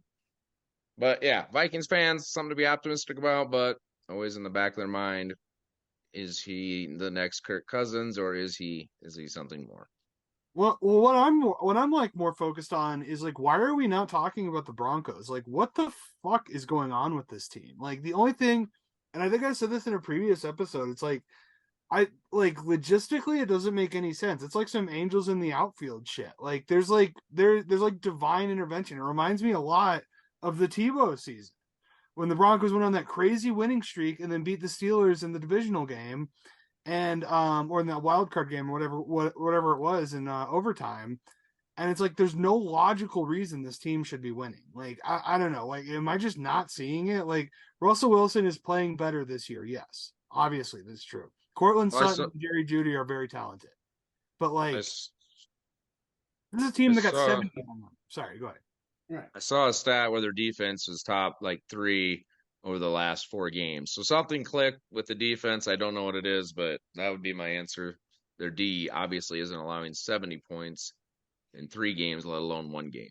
They get rid of a couple. They got rid of a couple guys. Maybe they were bad in the locker room. You know what I mean? Like, take Sean Payton, gets in there, figures guys out. They're under a huge contract. Their defensive end, what was his name? I can even. My brain is turned off right now. Yeah, Clark. Yeah. Anyway, they had somebody else they got rid of. Basically, I feel like maybe Sean Payton, just takes him. It's only been how many games has he coached? I mean, I feel like it takes a while for the players to get your system, get rid of those guys who don't want to be there. And, now that Russ is believing in you, maybe that helps the rest of the team. He had to get Russ on his side to get the rest of the team. I mean, this is going to be an interesting conversation for weeks to come, because we all know, like, probably less than a month ago, it was Russell Wilson's contract. We're dumping him at the end of the year, and they were going to have to eat all that. But I mean, if the guy's playing at this level, knowing the rarity of quarterbacks these days, is that a move you really want to make at this point? And as far as Sean Payton goes, he was put in the situation obviously there's a lot of people that think he's a pretty damn good coach, and he may be, and we were all like, that team's a fucking fire, dude. There's no way you're going to be able to turn that around in one season. Here we are midway through, and they're making the turn. That's crazy to me to even think that that's possible. This team allowed 70 points in 1 game. Yeah, we were all just like it's over. Yeah, one or the other, both. And now we're like, oh, this is starting to come together good. They're going to be good for years together now. We were prepared for Denver to have a guaranteed first draft pick. Yeah. And they're 5-5 now. Yeah. Right. So, which, if they don't make the playoffs, does it really help them to not have that draft pick? But it helps them see what certainly helps Sean Payton, which I think is more important than the draft pick. Figure out what you got that you're going to be able to keep in place for next year. That's more important than a draft pick, unless it's like a number 1 pick. But and it's kind of like the Lions went on that run last year and didn't make the playoffs, I believe, and now look at them this year. So yeah, it's a good springboard into the next season as well. Yeah, and one final comment on Dobbs. To me, if my answer to that question that I posed would be like, it's the Geno Smith scenario. Like, he came in, was awesome for you when he wasn't supposed to be, and next year everybody hates his guts and wants him to die. That's what I see happening if Josh Dobbs is there next year. Yeah, because they're still in a division with the Lions, the Packers. I mean, those teams are going to be the Bears are not going to be bottom feeders forever. Right, yeah, exactly. Talent on that team. There's some talent on that team. Yeah, I know it hurts your feelings, guy, but I mean, they got 2 top 5. We beat the Bears picks like 9 times in a row. You're not hurting my feelings by saying that. It just sounds silly. We all laughed at the Texans, who had 2 first top 5 picks this year, and now we're not laughing at them. And we were like, that team is going to be at the bottom of the NFL. We said that last season. The Bears are Houston of last year. Without a and imagine Fields with Marvin Harrison Jr. next year. Fuck, and then dude. say they trade one of those picks for a whole bunch more picks coming up in the future. Dude, if they feel like Justin Fields is their future, they should absolutely trade one of those picks. Yeah. Still get Marvin Harrison Jr. Trade one of those picks for future number one picks. Trade down like 8 spots and take somebody else's next year first round pick and have 2 first round picks 2 years in a row. That's how you turn a franchise around. Right. All right. They're not even the team we're talking about. Let's move on. Yeah, let's move on. We want to talk about I love the NFL, you guys. I love it. I could go to bed. Yeah. 2 teams that are pretty much have turned it around the last week. Kansas City, Philly, Monday Night Football. Everybody thought it was going to be a great game. Came down to the wire. Philly won it. On the road, Mahomes' second loss in prime time in his career. He's 10-2 now. Big shocker. A lot of people thought, the Chiefs would win. All 3 of us except Gobo took this one on the other way. So we all took Kansas City. He took Philly. I mean, I feel like if they play each other 10 times, it's a 5-5 split. It's 6-4. I mean, it kind of just depends. It's one of those. I want to say they're the same team, but they're not. They're just very similar in the way that they finish games. You know what I mean? Like, it's not always impressive, but they just do it. You know what I mean? So I think a 5-5 split is probably pretty accurate. And the Kelsey brothers are going to be left in, why are we so evil? Somebody's got to win. And he's like, I'm dating Taylor Swift. I win. Yeah. And I'm for sexiest man of the year. So I win. What the fuck? Yeah. Their mom's like, I actually win, guys. Exactly. She's the real winner. Boys ever. I think America wins when this. Where's their father? Where is their father? Seriously, I want to know. 2 strong boys grow up. He's got to be dead if he's not coming out of the woodwork at this point. Yeah, I mean, maybe that's part of the story. They just chopped wood their whole life because they had no dad. And they just got right. Well, Jason, but no, I picked Philly just for the simple fact of the matter is that Kansas City has lost a couple of these clutch games. They had that bad loss in Denver. They performed kind of mediocre. I mean, it was a win against Miami, but they didn't really cook that well on offense against a pretty bad defense, and Philly has a great defense. So I was like, yeah, I think head to head, I think that they are very similar teams. I think it does matter if Taylor's in attendance, but they had this story on SportsCenter. Taylor Swift grew up outside of Philly. She's an Eagles fan, so could cause a rift in that world. So what gear does she rock if she shows up to this game? Yikes. Guys, I think we're all forgetting the main point here, and we all got fucked out of seeing an even better ending when MVS, or whatever his name is, for the Chiefs, drops a wide open touchdown bomb, 50-yard bomb for Mahomes, drops it right up in there. And, the bright lights of, Monday night apparently got to him, and that was it. So it should have been 24-21 with about a minute 45 or 44 or something like that left for the Eagles, which would have been awesome. So here's to you playing receiver and not doing your job at all. Former Packer, Marquez Valdez-Scanlon. Yeah, that guy. Yep. Dude, Kelsey also dropped one, just so you know.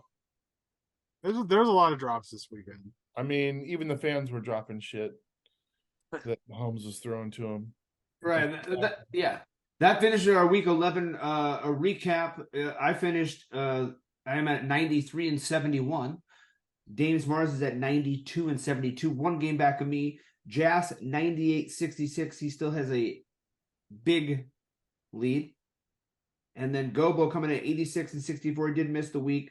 So that percentage adds out to about 4th place. Let me add those up for you. Fourth place. Oh, you're in dead. Yeah, fuck it, you lose. So tune in next week. See how we do. We're going to start picking week 12. We start on today, Thanksgiving. 3 games, starting with Gobo and his boys going to Detroit. Ooh, things just got let's hear it. interesting. Let's hear it. Well, I remember I picked the Packers in an upset in Lambeau. What was it, like 4 or 5 weeks ago? Maybe like 6 weeks ago. And we were beat up pretty good. So I'm gonna take the jails method, and I'm taking the Lions in this game. So that way, if the Packers win, or lose, I can be excited about something one way or the other. But I think the Lions are just a better team. They always win on Thanksgiving.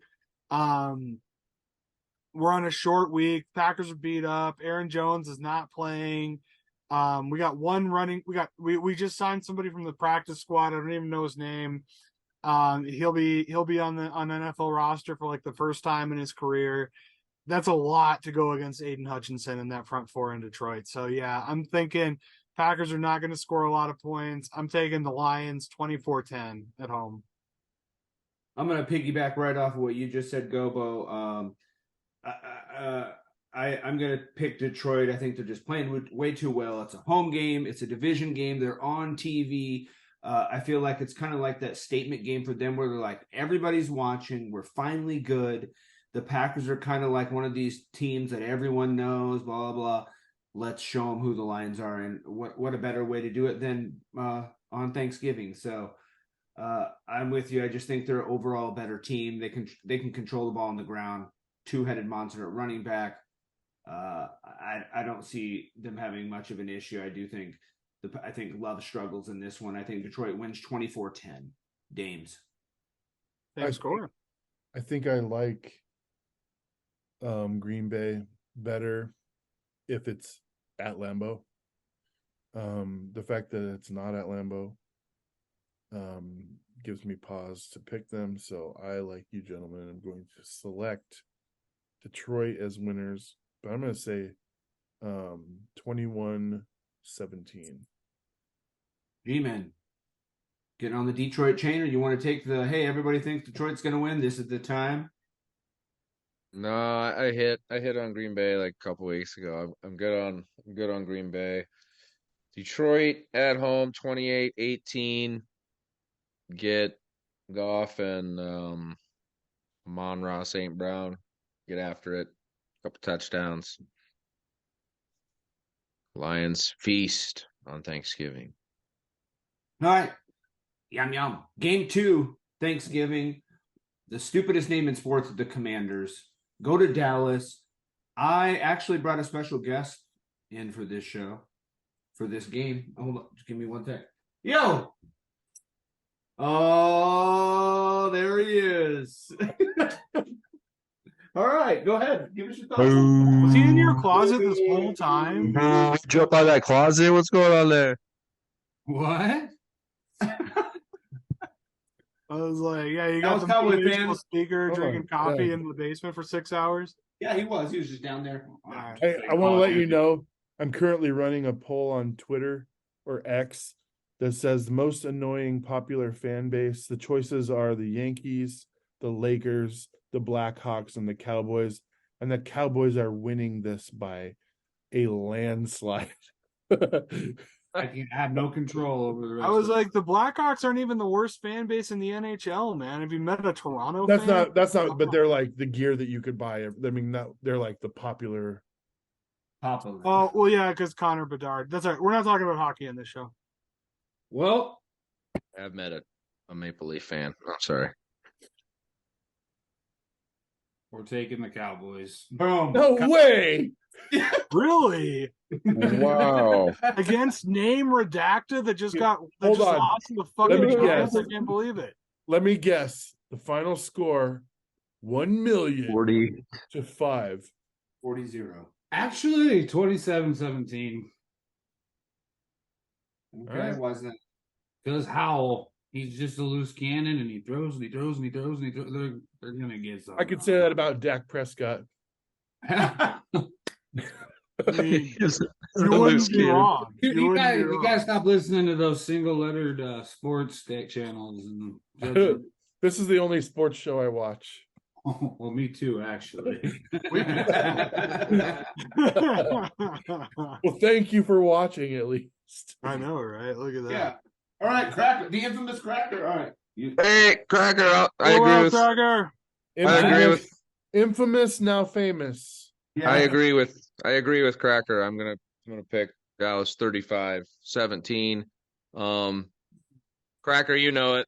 Washington can't even beat the Giants, so obviously they shouldn't be able to beat anybody in this division at this point. And something to 17. how we'll get a couple? Will Bland break the record? Will he break the record? Yeah, Howell will give him one. Yeah, he will. He gives them up. He does give them up. James Gobo, who you got? I mean, do you want to mean, take watching this out?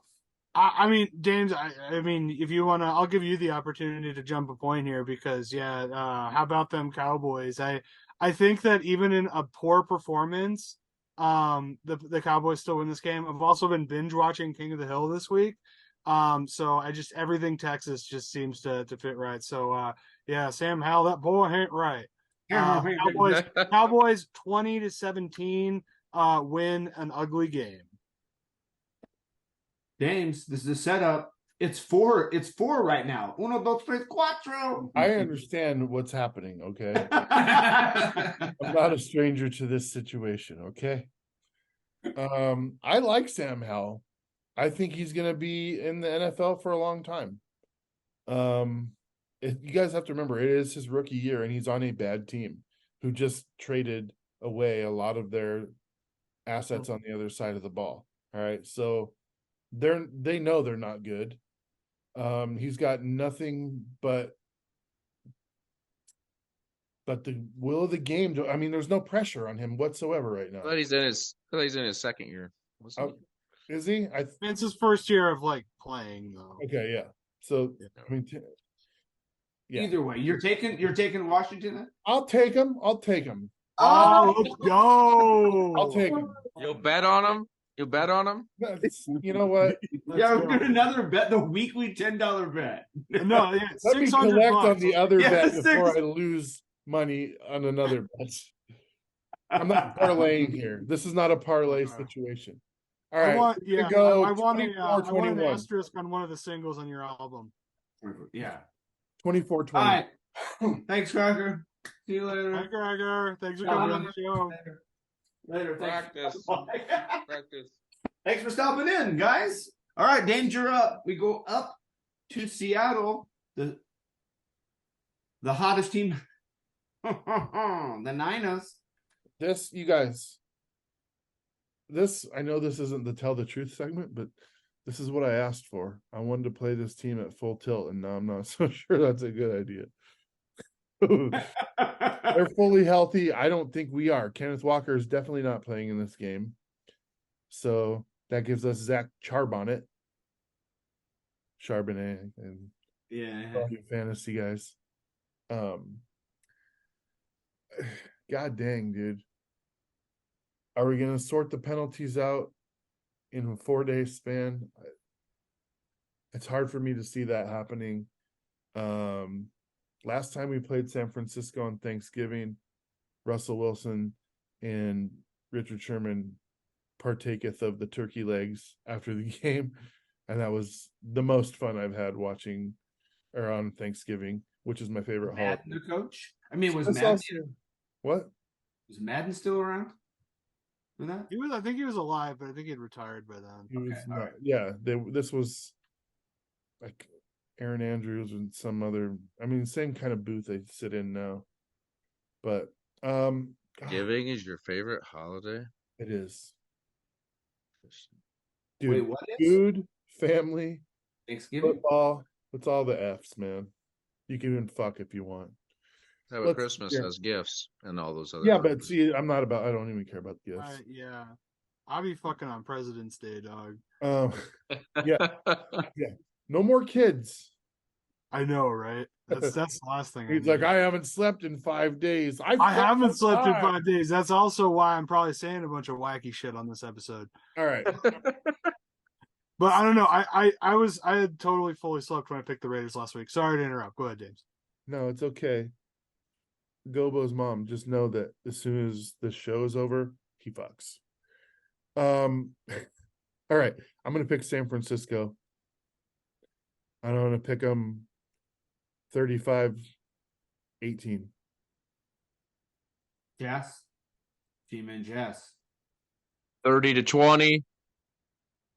49ers. All the weapons.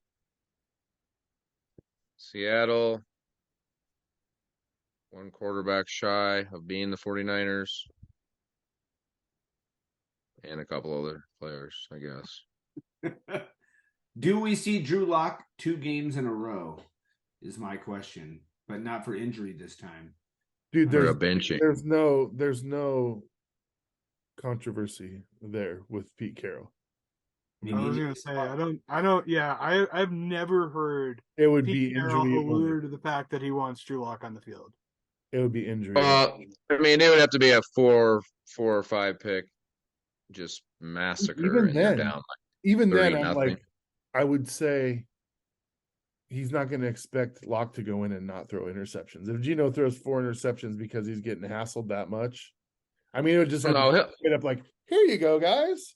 Here you go. He'd be starting the next game, but I'm saying I could see him getting benched in game for some kind of bad performance. Yeah, I'm not saying. I'm just throwing it out there. You never know. San Francisco. I mean, it's possible. I think it'd be pretty wild, though. I don't see them taking Gino out.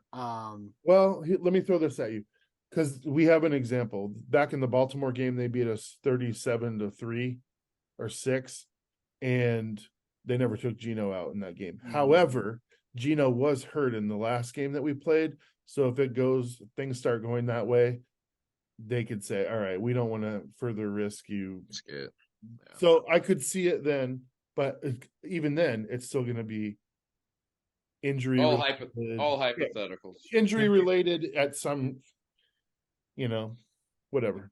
Yeah, I'll take San Francisco. I don't think I gave mine. I'm taking San Francisco 31-10. I think they win big. I think they're just a tough team to beat.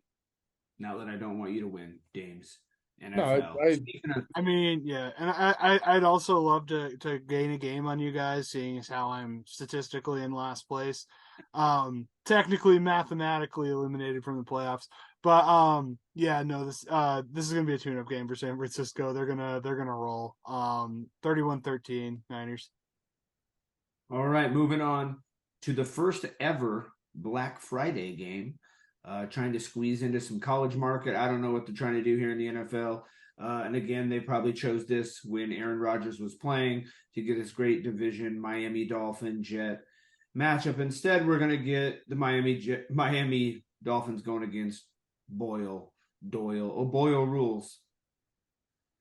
Can the defense keep us in the game? Yes. But if they don't, like we just saw last week, the Jets get beat, and they get beat bad. We got defensive players yelling at each other on the sidelines for miscommunication, all basically because the offense can't move the ball or score points. So I'm definitely going to take Miami in this game. Do I want the Jets to win? Yes. Will I be cheering for them? Yes. But at this point in the season, with our third, fourth, whatever string quarterback, we're going to lose. I'm going to be honest with you, Giles. After all the times I've seen you pick the Jets this year, I thought for sure you would pick the Jets in this game because there's a new quarterback starting against a team that you already know the defense is weak. This kind of shocks me a little bit. Maybe this is some personal growth I see in you. I just don't want the Jets to get to 10 wins because I want you to have to pay like 8 people $5 or whatever it was. You silly, foolishly bet. You silly son of a bitch. Yeah. So I'm gonna pick Miami. I don't think that anybody scores a shitload. I think that your defense is really good enough to keep their offense under 20. So I'm going to say 17-9. That'd be nice. I'm joking. I'm like, dude, the game hasn't even been played yet. Stop crying. Uh-oh. I'll go next. Go ahead. What happened? Gobo. Yeah.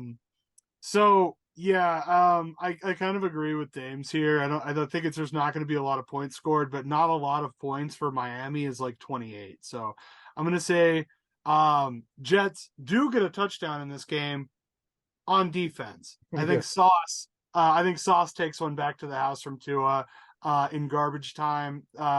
Dolphins win 28-8. I'll give them the 2-point conversion. Guys, the Dolphins defense is starting to come around.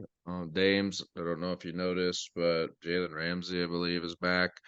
He had 2 interceptions this week, and the previous week he had 1. So, sometimes a great corner can make up for a lot of other deficiencies and kind of shift the numbers in a way that can benefit a team. And he's doing that for them. Miami 30, Jets 10. And like you said, if they score a touchdown, it's probably defensive. I'll give it to Quincy Williams, not Sauce. So a sack, fumble forced, fumble recovery, touchdown for their only score of the game. Jails, are you alive? Man, I'm back. So we all picked the Dolphins while you were gone. Okay. Dude, now I kind of want to go back and pick the Jets. But I'm not going to. Oh, yeah. Okay. Tim Boyle. He's really good. Oh, boy. I would adore for the Jets to win this game. Oh, my God. Could you imagine we run the ball? Yeah, like Brees gets like 220 and 3 touchdowns, two running, one receiving. Yeah. I would be so happy if that happened. I just don't think it's going to. I swear to God, if we come out and we pass on first down in this game, I'm going to be so pissed. We've literally ran the ball on first down for like 8 straight games of Zach. Let's open it up now that we have Boyle in. Anyway, we'll see. Yeah, we got Ramsey. Element of surprise. Jacksonville goes to Houston. This should be a really good game. Ooh. Gobo, let's start with you. I knew you were gonna do that. Well, because you made it sound like you wanted to. I know. All right, I gotta keep doubling down on my craziness because I know you fucking guys are gonna all pick Houston. So I'm taking Jacksonville. Big Dick Lawrence cooks on that defense. I think ETN is looking healthy again. I don't really know anybody else who plays for Jacksonville, but they're going to figure it out. I'm going to say Jacksonville 27, Houston 26. Missed extra point ends up being the end of the game. Oh, wow. That's a good call. Dames, you taking your boy? Taking Jacksonville. And I'm taking them 31-22. All right, I am going to take the opposite of you two. I'm going to ride this rookie boy, Shroud. I think Jacksonville kind of showed up a little weak last week. I don't think now, I feel like they're still one of those teams where we don't really know who they are. And Houston's just been playing well, finding ways to win. Stroud's been on fire. I'm going to keep going. I'm going to say Houston wins their first big time game to kind of launch them into. I'm gonna remind you, you're calling a sweep on the season. Bring up the brooms, dude. Bring the brooms. All right. Bring the brooms. G-Men. Guys, you're never going to believe this score, but it's 27-26 Houston on a missed extra point to win the game. So it's the final extra. So the opposite of what I said? The opposite. Outstanding. But yes, Houston is balling right now, and they're just finding ways to win, and Jacksonville is too. So this is definitely a game that I think the NFL world doesn't get the media. Dames, I'm guessing, kind of like Seattle, but This should be a much-watched game, and I would have thought they could even flex this one out, but Yeah, to cover the Cowboys Commanders game. Right. Put this on fucking Thanksgiving. That would be Dallas Right, is I think the I flex that. tradition. Yeah. All right. Moving over to Indianapolis, Tampa Bay. Hey, did you skip a couple of games? Nope. Saints, Falcons, Did I? Steelers, Bengals. All right. Yeah, where are you going? I must So, have. like, yeah, did you just like jump into Sunday primetime? I don't know. Did I? Did I skip a game? I don't fucking know, man. You're the stats guy. I know Yeah, that's guy. I put all these in, and I'm like, oh, When you left the room, did you go into the future? I did. Right, yeah, that's what he was like. In a couple of minutes, there's gonna be like another timeline. Jazz open the door and look in and be like, Oh,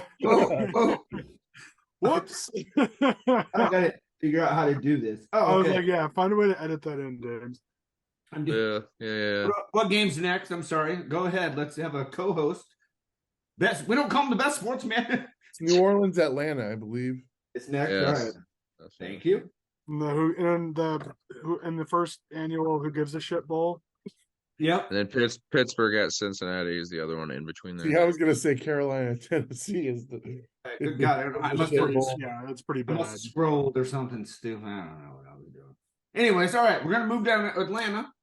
Like we said, Dames Martha, you got on this New Orleans. Atlanta. All right. Let's go. Here we go. It's gonna be 28-27. Oh wow. This extra point is the difference. They've been missing extra points this year. Wow. They did move it back a couple years ago. Yes, they did. Yes. G-Man, who you taking? Guys, the extra time on the bench for Desmond Ridder will have done him well. He gets the start this week. Maybe he can kind of refresh his brain and get a win at home to kind of kickstart the second half of the season for them and see if they can make a push. New Orleans, the division's tight, so they need it. 24-20 at home, Atlanta. All right. I am going to go oppie of you two, and I'm going to kind of do the same thing. I'm going to say I like New Orleans defense. No matter if it's Carr or Winston, I feel like Winston, if he starts, has a week to prepare. I know Carr's banged up. I'm not sure if he's going to be playing, but I'm still going to take New Orleans on the road. I don't think Atlanta has quite what it takes. I just don't think they proved it at all this year. So I'm going to take New Orleans on the road. And I'm going to say in a close battle, 24-23. No missed extra point, just 24-23. Dames. Excuse me, Gobo. Oh, yes, Atlanta. I'm going to say kicking is the difference in this game, but in a positive sense. Younghoe Koo, guy's like 120% swagger, man. The guy, he's just like the helmet flip after he kicked the game winner against, I can't remember who it was, but I was like, I have never seen a kicker like, you're stepping onto this field with these guys who can literally kill you if they like brush into you. So like to have that much confidence as a kicker, like I love it. Younghoe Koo hits a 56-yard field goal as time expires. Falcons win 33-30. The kicking's out. Hey, it is good. Gobo, could you say his name again? Because he sounds like a delicious steak. Younghoe Koo? Yeah. All right. You guys notice that I didn't bring up Taysom Hill? You didn't. That's right. You did. Yeah. You just did. Fuck, I just did. We should, well, I mean, we should break out another tiny champagne. Yeah. I like Taysom. He's probably going to score 2 touchdowns this week, and New Orleans is going to roll. And you're going to be like, damn. And be like, damn, I should have brought him up again. Dales was right again. All right. Pittsburgh, Cincinnati. Who's starting quarterback this game? Browning. Browning. Like I said, Washington alum. All right, I'll start Was his dad was there a Jets quarterback named like Browning or some shit like that? Browning Nagel. That was his first name. Yeah. Who fucking knows that? Browning Nagel? Who doesn't? Dude, I'm a Jets fan. Dude, Dan McGuire was I could send that to the Jets. Mark PR team. McGuire's brother was drafted by the Seahawks. I know this. And in baseball as well. What? That's Jose Seahawks Canseco. drafted him in baseball. Oh, that's Jose Canseco. You're thinking of the Canseco brothers. I'm Jose Canseco. That's all I could think about when I hear Jose Canseco's name. He's the GOAT, dude. He's the GOAT. Oh my god. He's a wiffle ball goat. Simmons is old. Okay, so with this game, I'm taking Pittsburgh. I don't think Cincinnati's ready. I don't think Browning's ready. I just wanted to I couldn't remember who it was. If it's not their boy, Joe Burrow, it's good. I think it's a shock factor too. Pittsburgh needs a win. I think they come into Cincinnati, win that game. G-Man. Oddly enough, I agree with you, my brother. Steelers, they win a lot of games, and why wouldn't they take advantage of Burrow being out? Nagel Browning is going to get a little taste of Watt and some other pretty good pass rushers, and Pittsburgh is going to win. It's be an old division battle, low-scoring affair, because, Pickett doesn't throw more than one touchdown per game ever. And we'll call it 13-10. James Morris. Dude, isn't Watt like the best fucking name for an electric defender? He needs to play for the Chargers. Fucking. While you're wearing the jersey, like what? Yes, like electric. One dad joke per episode, please. One. So, okay. I'm gonna pick Pittsburgh just because I believe in Tomlin, and he's the only one that I'm even considering in this game. But I also want to share this with you guys. I was 45 years old when this happened. I have a white beard hair. What a Gray great pube. gray hair. Yeah. White beard hair. This is the first of its kind. 45 years old. And I blame the Seahawks. Well, NFL did. Who are you taking in the Pittsburgh Cincinnati game? Hey, before you make your pick on this game, I forgot, guys, Matt Canada was fired, so they will have a new offensive coordinator this week. To coordinate what offense, I have no idea. But I didn't give my score. My score is going to be 17-14. Pittsburgh. Gobo. Trifecta. Pittsburgh. I mean, Jazz fucking stole my score, man. I was gonna go 13-10 Pittsburgh. Good. And because that's the score that they lost by to the Browns this week. And I want to say, yeah, go with Browning, you'll be frowning. But no, and realistically, yeah, Tomlin doesn't lose back-to-back games. This is a very winnable game for the Steelers. I think they're going to figure it out against the backup. Yep, I think the Bengals have a big task at hand. All right, Tampa Bay, Indy. Now we're at this game, right? We're going over to Indy. Tampa Bay, been picking them all year. G-Man, who you taking in this game? I'm going to take the home team. I don't have a lot of faith in either of these teams. I don't really know which team's going to show up. And Indianapolis just cut Shaq Leonard, whatever other name he goes by or used to go by. They literally cut him. So that was interesting. We'll see who picks him up. But defense is going younger, healthier, and they get a win at home.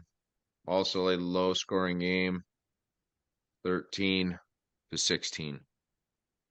I'm going to go next. As much as I want to agree with you, G-Man, I'm going to take Tampa Bay. For some reason, I've been homering out on these guys this year. I like they're like a sneaky. I feel like when it's a kind of a push game, I feel like they're going to somehow get the win. They looked okay last week. I feel like the Colts, again, I don't know who they are either. I'm just going to take Tampa Bay. I'm going to take the road team. And I'm going to take them in a low-scoring affair as well. And I'm going to say 14-13 Bucks. Dames. Colts. I like this team. Early on, I was thinking they would lose a lot and that they would be sellers before the deadline. That didn't happen, so they're still intact defensively.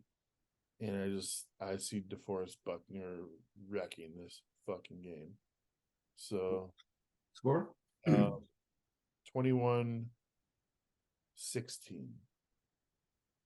Gobo. Last but I not was I was totally prepared to pick the fucking Buccaneers, but you had to mention DeForest Buckner, and now I don't know what the hell I'm doing. Who's starting for quarterback for is Richardson back? he's out for the year. Minshew. He's out all year. So it's Minshew. Fuck, man. So the Colts could pull this off. I'm flipping a pog.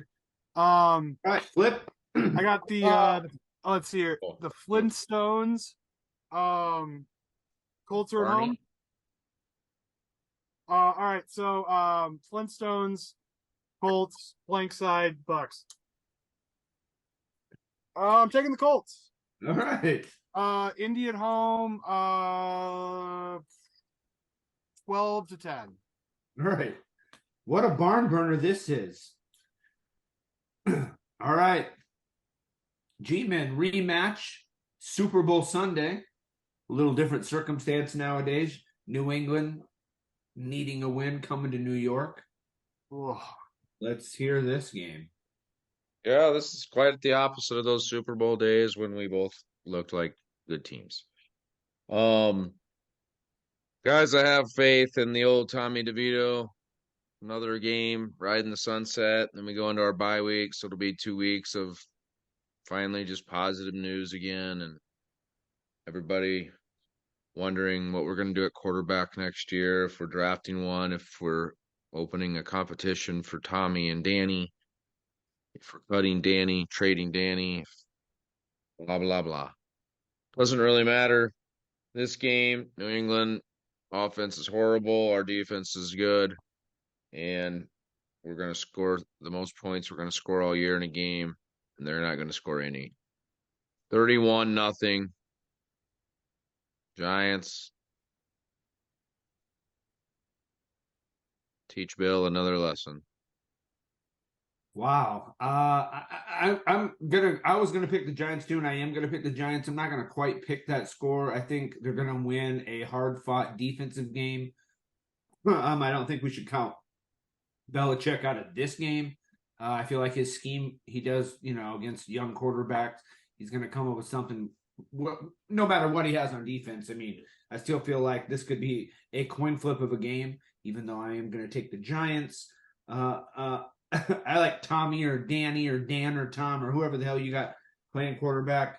I think it's all about getting Saquon the ball. Last week, the Giants threw him the ball in the backfield quite a bit, so I feel like maybe that will, continue throughout the week. I'm going to say Giants. What was the score of the Super Bowl? 26-17? Wasn't it like 19-17 or something like that? Which Super Bowl? I was like, there was two, yeah. The Giants. 17-14. Yeah. I think 17 the final. Giants.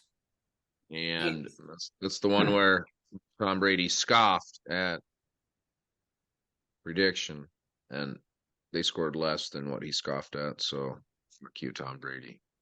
I mean, anytime anybody wants to say "fuck you, Tom Brady," I'm in. Fuck you, Tom Brady. Fuck you, Tom Brady. Games. Giants own you, Tom. The NFL is looking mighty mediocre these days. Tom Brady. Because he's not in it. Who you taking, James? Giants or Bill? Gentlemen, you can't see what I'm looking at, but I have this blank. Flipping something? Could not determine hog this motherfucker. Hog this motherfucker. Hog. Yeah, Giants. The Giants are at home. The Giants get the emblem. What is it? Pick. Okay, and the Pog will be flipping. I don't know it's a guy from Charlie Brown. I don't know this character. Linus? Was that Linus? Is it Linus? Is that Linus? Oh, Fuck it. All right. Giants are at home? Yes. G-Men. Oh, shit. Notice my face is not very excited about that. You got DeVito, baby, and Tommy. Tommy, we trust. Go, he's a Jersey. What's He's a your Jersey score? kid. Aiden Smart. He's a Jersey kid. Score is Fucking Jersey kid, Joe. who gives a shit to who gives a shit. Green jacket, gold jet. Well, green 3-0. jacket. All right, Another let's shutout. go. 3-0. Let's go. Well, I have to pick still, right? Yeah, you do. Yeah, he's still I'm going to picking go 22-18. 22-18. All right. Weapon safeties. I'll take it. I'm taking the Giants in this one. I think yeah, we're gonna make is this 4 for 4? Did we all This pick is this we the all first pick, time we all we picked the boys? Yeah, honestly, I think that guys. Giants are gonna carry some momentum. They're playing the one of the worst teams in the league, I kind of gather to say. I'm gonna say Giants win this one big. I'm taking them 28-7. And Guess what? Bill Belichick may be fired after the game. Guess what? What? I doubt it, but maybe. He's Fuck the switching. Pog. Fuck the Pog. Fuck the Pog. Oh shit! Fuck you, Schroeder. Pog. Fuck you. I'm Schroeder, only Jack, doing it come because on. we can't have a 4 spot on this game. And I'm telling you again, if New England should lose this game and they fire Belichick, that's the most disrespectful thing in the history of the NFL. I'm sorry. About as bad as starting fucking Geno to ruin Eli's streak, you son of a bitch. McAdoo. NFHell, welcome. Let us know Fucking your picks McAdoo. below. Tell us who you got. Moving on, Carolina at Tennessee. This is a weird game, in my opinion, because who is who? Can Carolina win another game? Tennessee's got this Levis kid playing.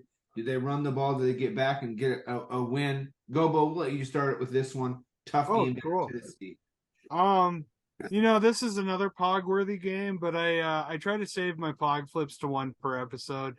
Both these teams are completely inept. I think that the Titans are just like 1% less inept than the Panthers are. I say that it's both teams get one touchdown and the Titans decide to go for 2 because why the fuck not? And they get it. 8-7. Titans win. Oh, wow. Why not? That's score. Why not? Dane And they Smart. carry Will Levis off the field like fucking Rudy. This. Rudy. Levis. Yeah. Do they like Will I dramatic cry? Will I cry? kind of clap? Yeah. I can't watch Rudy without He crying. was offsides, dude. I don't even watch Rudy anymore. He was offsides. He was offsides. I was gonna say, and who fucking like they're down by 3 touchdowns. Like who's gonna do a drop back pass with 1 second left? Georgia Tech. Bullshit. Yeah, just kneel on it. Anyway, Rudy. Danger up. Carolina, Tennessee. To Tennessee. Boy. Tennessee. Yeah, I've got Tennessee here. I'm trying to concoct something interesting about this game because there doesn't appear to be a lot on the surface. I'm going to say that it's all field goals. 15-12. All right. I'm going to join in on this low scoring Tennessee. I kept trying to talk myself into taking Carolina. I'm like, but I just feel like they're trash. They can't move the ball. I don't like Bryce Young. I think the ball's too big. I don't even think he can throw it very well. I'm taking Tennessee. I don't think they're going to give a heavy dose of King Henry. We're going to see a little rejuvenation. Levis is going to have a great game because he's going to have time to throw. I'm going to take Tennessee. I'm going to say 24, Carolina 12. G-Men. Guys, I liked Gobo's scenario so much I stole it for the Panthers, and they will win this game on a 2-point conversion at the buzzer, 8-7. 8-7. Let's go. Dude. And Young comes away with a comeback victory. You know what I love about this? When your team sucks so fucking bad that you can decide whether you're going to win or lose a game on the last play. Yeah. When you can easily tie it up and go into overtime. No. We don't care. That. I like my show's starting. Like, yeah, let's get out of here, guys. We're gonna end it now. Yeah. I mean, and it always makes sense for the road team to do it because it's like, might as well get home, might as well get in here. Either win it and go home, or fucking like awesome. They got Cheez-Its on the plane, like brand name. Like, let's fuck. Like, I'm done. I'm done playing football. Let's go. Let's get out. Let's go. LA goes to Arizona, which is going to be a sweet game. Dames. I picked Arizona, guys. I pick them 21-20. All right. Gobo. And the reason is Kyler Murray's got another game under his belt. I'm thinking about this out loud. I think it might be cheaper to go to this game buying a plane ticket to go to Arizona than to like go to another Broncos game. Just because who gives a shit about the outcome of this game? Like nobody cares. Nobody in Arizona, nobody in LA. But I'm going to agree with Ames. I think the Cardinals pull this out. Rams, they beat good teams, lose to bad teams. I think Arizona's a bad team. I think the Cardinals get a couple of things put together. 27-14 Cards. Demon. Well, I just thought of a 7-way parlay. 7 different players are going to score touchdowns in this game, guys. And the Rams are going to score 28 and the Cardinals 21. 7 touchdowns, if my math is right. And it's going to be 7 different players, including Kyron Williams, who will be back at running back for the Rams, which will be the difference in this game. So we're changing the name of the show to How Jess Lost His Kids' College Money. I'm gonna take Arizona at home. I'm with Dames. I think Kyler Murray coming back, had a game under his belt. He looked pretty good for being out for like a year. Came back. I actually thought they were going to pull it off last week. I think they'll just be a little cleaner this week. He'll be ready to go. The couple new video games came out about a month ago. He's fine. No video games came out this week. He's not staying up. I think he's studying the playbook. Moving on. Coming into Denver. Are you going to go to this game there, Gobo? Cleveland comes to town. Ooh. But before I went to the Packers game this year, that was the last game I went to was Browns Broncos, and the Browns were favored in that game, and Noah Fant scored a 65-yard touchdown and put them away. Fuck it. I'm taking Denver. They shouldn't win. The Myles Garrett should ruin that offensive line. The Browns are a significantly better team, but so is Kansas City, so was Buffalo, so was Minnesota. The Broncos are finding ways to win. I can't explain it, and I'm done trying to explain why they're losing. Broncos 28, Browns 27. Gobo, is that one of the cheaper tickets of the year? Cleveland at Denver? Probably not that they won 4 in a row. Let me pull up Tick Pick while you guys are making your picks. Go ahead, G-Man. You're up. Yeah, I mean, I would say that would be a game you should go check out Myles Garrett in the flesh and see if he is really MVP worthy or he's just really good. They are more expensive now. The bottom for the worst seats are $90. But you can go see the Broncos play the Patriots the following week the next home game is against the Patriots on Christmas Eve. $60. You can go see Mac Jones' fat ass in the snow. G-Man, who are you taking, Denver or Cleveland in this? Yeah, it's going to be Cleveland. And I think maybe this will be a field goal bash, 15-12. I'm gonna go with Gobo in this. I'm gonna take Denver a little higher score. I'm gonna say Denver wins 28-8. The reason for this is I really don't think Cleveland's offense is going to get a lot going. I think that's going to give a huge advantage to Denver. Russell Wilson isn't going to have huge long drives because their defense can, switch that field position battle. And Denver's going to have a lot of chances to at least get field goals and score. I'm going to say they win big at home, and they keep it rolling. Let's ride. Danis Marvs. Yeah, what I think here is that I have no reason to pick against Denver right now. I'm at the craps table and I'm rolling hot. Mm-hmm. It's at home. I want to believe in this team. I want to believe that they've found a way, figured it out, and they're turning it around. That's what I want to believe. It's up to them to show us that that's what's happening. And this is a very good challenge, despite the fact that Dick Touch Guy is no longer in the equation. Myles Garrett will fuck shit up in this game. And whether that be whoever's in front of him, rather that guy get fucked up than Russell Wilson, because if he gets a hold of Russell Wilson, he'll ragdoll that motherfucker. So I'm still picking Denver. And I'm picking them only if this was in Cleveland, I wouldn't go Denver. I would go Cleveland because that's a really tough place to play. Those fans are fucking awesome there.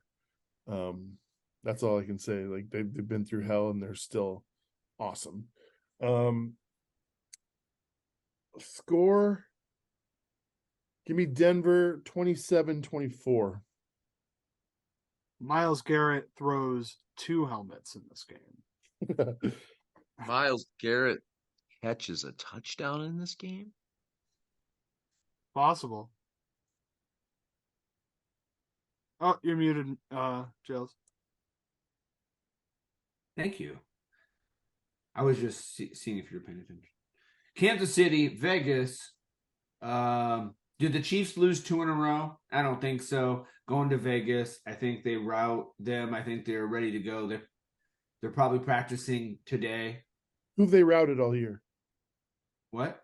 Who've they routed all year? Well, they're going to rout the Raiders because the Raiders are on the up and up, man. They lost. They're done. That little cigar smoking bullshit, O'Connell. Give me a break. I'm taking Chiefs big. 31-10. Can we have some kind of action to cover that spread? Just bet on that spread. Travis Kelce's back 21 points spread. I'll take the under on that. James, who are you taking in this? I'm taking Kansas City. But I think it'll be another game where they don't really look that impressive. We'll go 28-24. G-Man. This is a Chiefs team that I believe has failed to score in the second half, at least touchdowns for 2 or 3 straight games. And a good way to figure out sometimes the funk is to go play the Raiders. So Chiefs will rebound.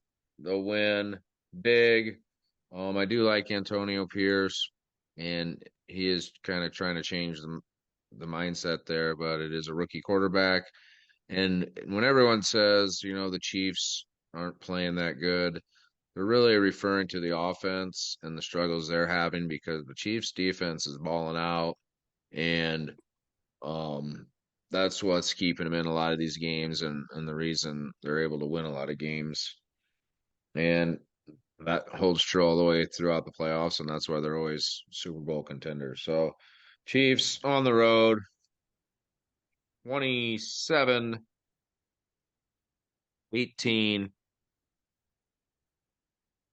Raiders lose. Gobo, is the stadium in Vegas kind of like the LA one where it's going to be half Chief fans because it's a vacation?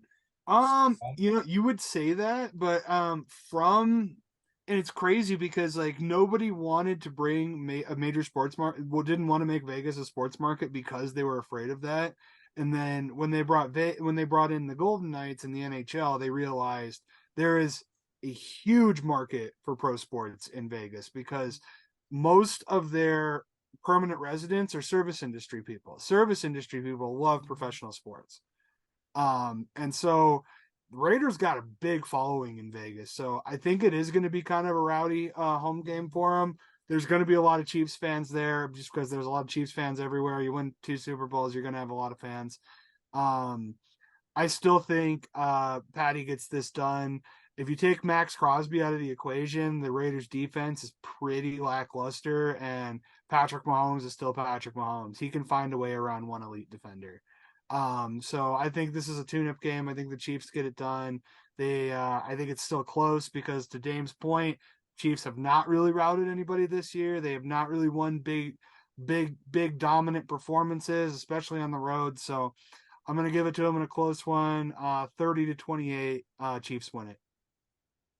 Right, and I kind of want to add one thing into Jass's point. We're not paying attention to their defense.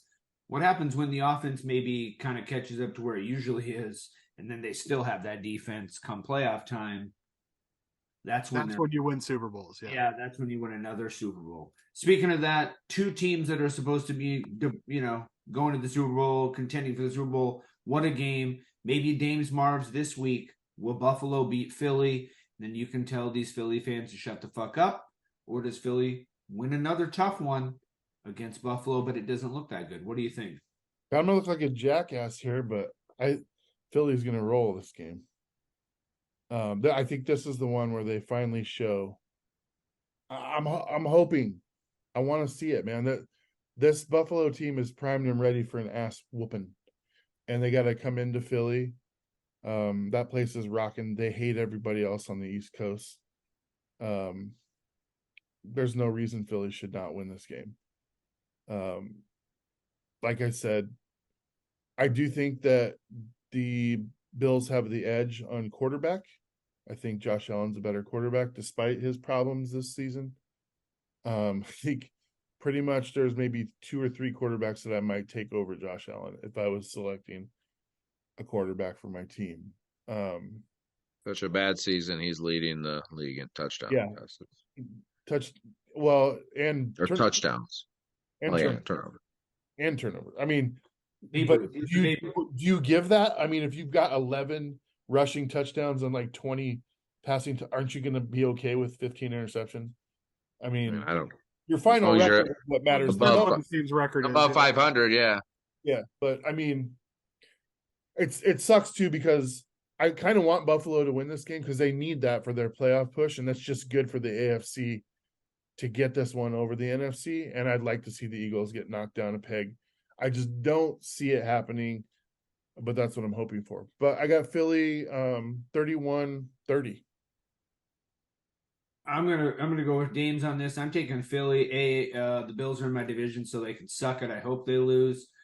Philly is quote unquote the best team in football right now, so I just think they keep rolling and keep showing everyone. We went to the Super Bowl for a reason. We're starting this season basically the way we left off last season, losing only 1 game so far to the Jets. So I'm going to take Philly at home. I think Buffalo, like you said, they need it, but I feel like also this is maybe the time where Buffalo falls apart a little. Maybe some Diggs yelling on the sideline. Josh Allen being pressured a lot from that D line. So I'm going to take Philly. I'm going to take Philly 17, Buffalo 16. G-Man Jazz. This is definitely a game that you should try to tune into at least the second half, kind of see how this goes. But I see this as one of those down to the wire. The Bills' new offensive coordinator.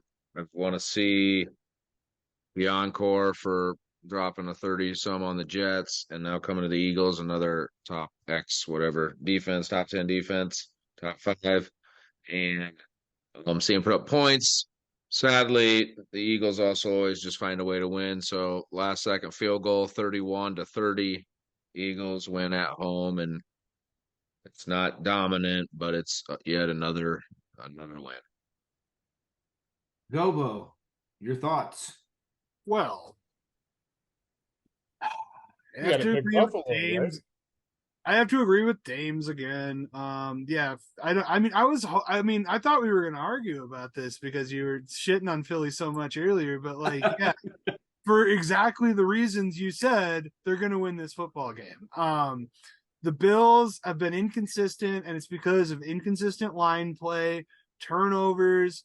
bad breaks, bad special teams. And this is just shit that Philly is going to take advantage of. And if you give them the field position advantage in a game, they will beat you. That's why Kansas City beat them in the Super Bowl, is because they never did that. And Buffalo, for all of their talent, is not going to find a way to get this done. I think Philly will lose a couple more games this year, but this is not going to be one of them. So Eagles 35, Bills 17. All right, Guys, all right. on a side note, did you guys see the Mahomes spike where the rookie for the Eagles, Carter, dove and tried to intercept the spike? It went off his hands. Like he almost intercepted spike. Go check that out. Really? Was it Jalen Carter? Jalen Carter? It was Jalen Carter, He yeah. almost picked off the spike.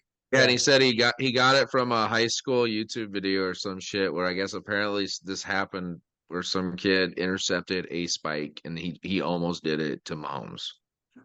Oh, that would be something. That would be in his hands. I mean, it's possible, but yeah. Yeah, I want to see it happen just to see Mahomes go. Yeah. Right. What the fuck?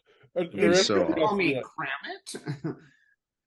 Baltimore comes to LA. This will be the time when it's half filled with Baltimore fans. I don't see Baltimore slowing down at all. I think they keep rolling. It basically just they get to come to the West Coast in the sun, play a nice football game, Sunday night football. Just keep playing at peak level. Again, Harbaugh and Lamar Jackson don't slow down. I'm taking Baltimore on the road on Sunday night foosball.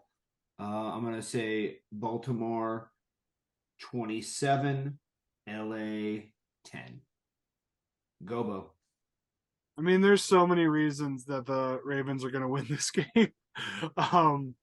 But yeah, I think honestly, Baltimore's got a pretty solid fan base. Their fans are very loyal to them, which is cool because they're a relatively newer franchise, after moving from Cleveland. Yeah, the Chargers, I mean, it's basically an away game for them again. They're coming off of a bad loss. They're going to be disheartened. They had a lot of missed opportunities against Green Bay, and they're coming in against a Ravens team who is red hot. Lamar throws 4 touchdowns in this game, not close. 42-20 Ravens. Amen. 42-17. Same thoughts as all you guys. They're just rolling. Everything's clicking. Isaiah Likely is going to get a couple touchdowns, and they'll be like, oh, yeah, I forgot when Andrew does the exact same thing. So, Ravens rolling 42-17. Dame shaking your head. Sunday night football is going to be a snooze fest. No, you guys, it's funny because I was thinking I was going to be like, oh, awesome when I went 48-14. But you guys all had the same fucking thought as I did. Yeah. I'm sitting here in a Chargers jersey acknowledging they're going to get their shit pushed in. Yeah, they're going to get their shit pushed in. They're going to push that. I'm going to stick with it 48-14 and pretend that I was original in my thinking. Right, and then this is the week. Welcome to NFHell. All those you playing at home, don't forget Ricky's picks at the end. But this is the time when we're all like, oh, Baltimore's going to win. And then this is the time where fucking Herbert comes out and chucks it. And all of a sudden we're like, there they are. There's the Chargers. We were all NFL, man. NFL. Last but not least, speaking of Bears, go to Minnesota. Monday Night Football. They can't flex this game. Not yet. Right. One more week. Not yet. They moved the Broncos Texans game. Oh, okay. So that's it was cool. supposed to be a junk game. Now it's gotten a lot more implications. I know, right? That's crazy. That's great. G-Man Jazz, let's start off with you. You went to Minnesota last year for a playoff game. Do you think Minnesota has that edge at home against the Bears? My last positive memory of the Giants. Thank you, Jails. The Bears, Vikings, NFC North, Labs, Shields. Minnesota's gonna win this game at home, 30-29. It's gonna get a little wild. Some defensive scoring going on. A lot of running around by Justin Fields and Dobbs, and it'll be entertaining. So Sunday night's gonna be a blowout. Monday night, entertaining, and Viking fans are seeing wild cards in their head. They got wild card eyes. They got wild card. Wild card, bitches. Wild card, bitch. Yeah. Gobo, who you taking in this game? Fucking Vikings, dude. The Bears are who we thought they were. I mean, like, I don't know how many times I have to say it on this show. I take so much enjoyment picking against the Bears. I mean, I hate both these teams, but I think I hate the Vikings like 10% less just because their fans are a lot more tolerable than Bears fans are. But honestly, yeah, I think Dobbs is going to have a great game. I thought he looked really good in Denver. The Vikings they're going to roll. I'm taking another blowout, 35-10 over the Bears in primetime. Well, I am going to try to gain a game on this. I feel like I could have either flipped a coin. It didn't really matter to me. Again, I think both of these teams really aren't that good. Dobbs' third game, I think he's progressively going to get worse because they're going to have film on him. Because again, I'm going to go back to the whole thing of why is he on his fourth or fifth, whatever, in the last six. He's obviously they got some issues. And I think the Bears actually played pretty well last week. And I kind of feel like maybe they snowball that into maybe some momentum going into next year. So I'm going to say Bears on the road, Monday Night Football. They finally squeak one out and win. And I'm going to say 20-19 final. The Bears. James Mars. Good. Gobo's fucking challenging me on this when he says the Bears are who we thought they are. Who's we? Because it's a quote. It's a famous quote. You don't remember that? I don't agree with you at all.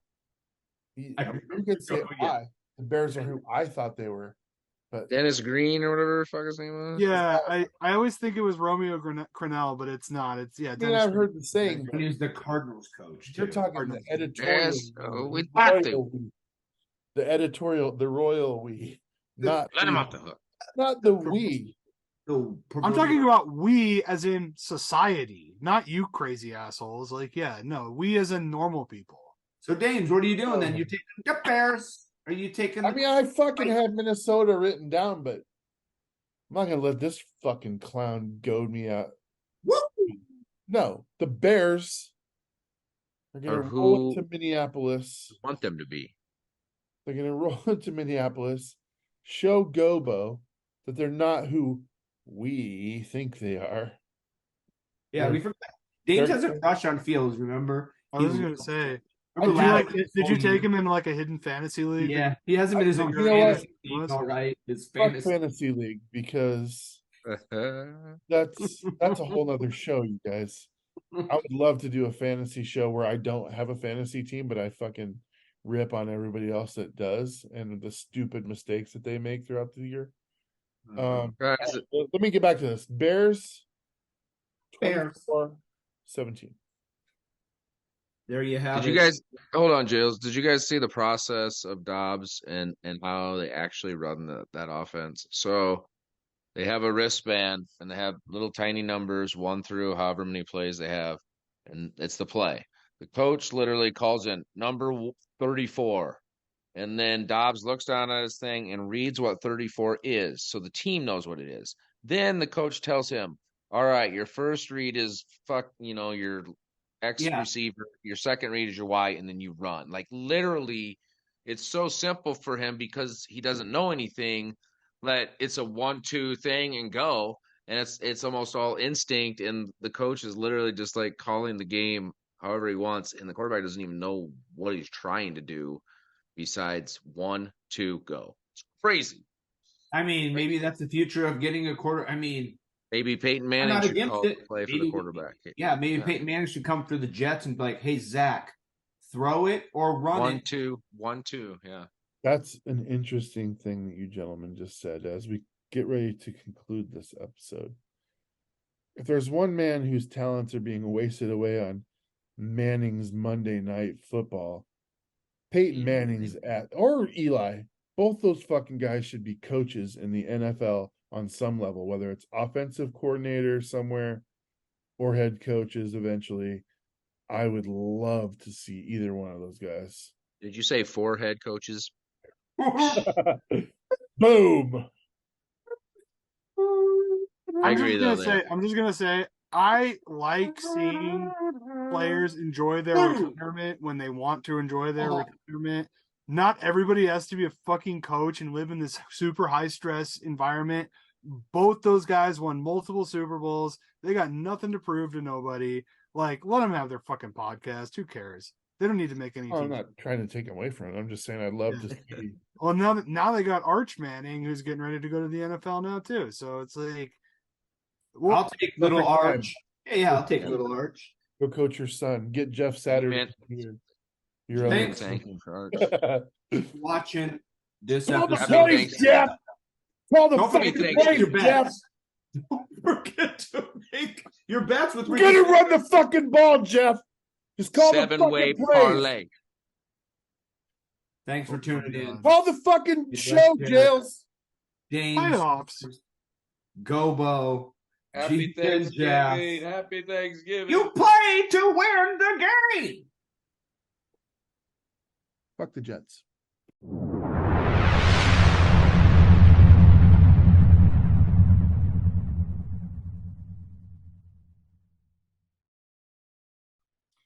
What's up, everybody? Ricky Montalvo back here again with you for the Week 12 NFL slate. Coming to you live on a very, very busy week, a Shoes Day. As of this recording, gearing up for a busy week. The football, hot and heavy, fast and furious, coming to you on a Thursday, Friday, and Sunday. So you better believe I'm already taking positions everywhere I can. And luckily for you, I've got some positions for you here this week. But of course, we have to review what we have done so far, my friends, as regression continues to mar this experiment. But we persist, my friends. We are 18-16. The gap she closes up a half unit, 53% on the year, which honestly, all things considered,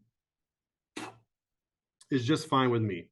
53% is a great place to be. We're hoping that we can just maintain that number now, which is going to lead me right into the lesson of the week, which is to stay the course, my friends. So if you got into this point in the season and gambling has just not been for you, maybe you're sweating too hard, you're stressing too hard, you want to walk away, now would be a great time. I get it. I totally understand. Maybe gambling is just not for you.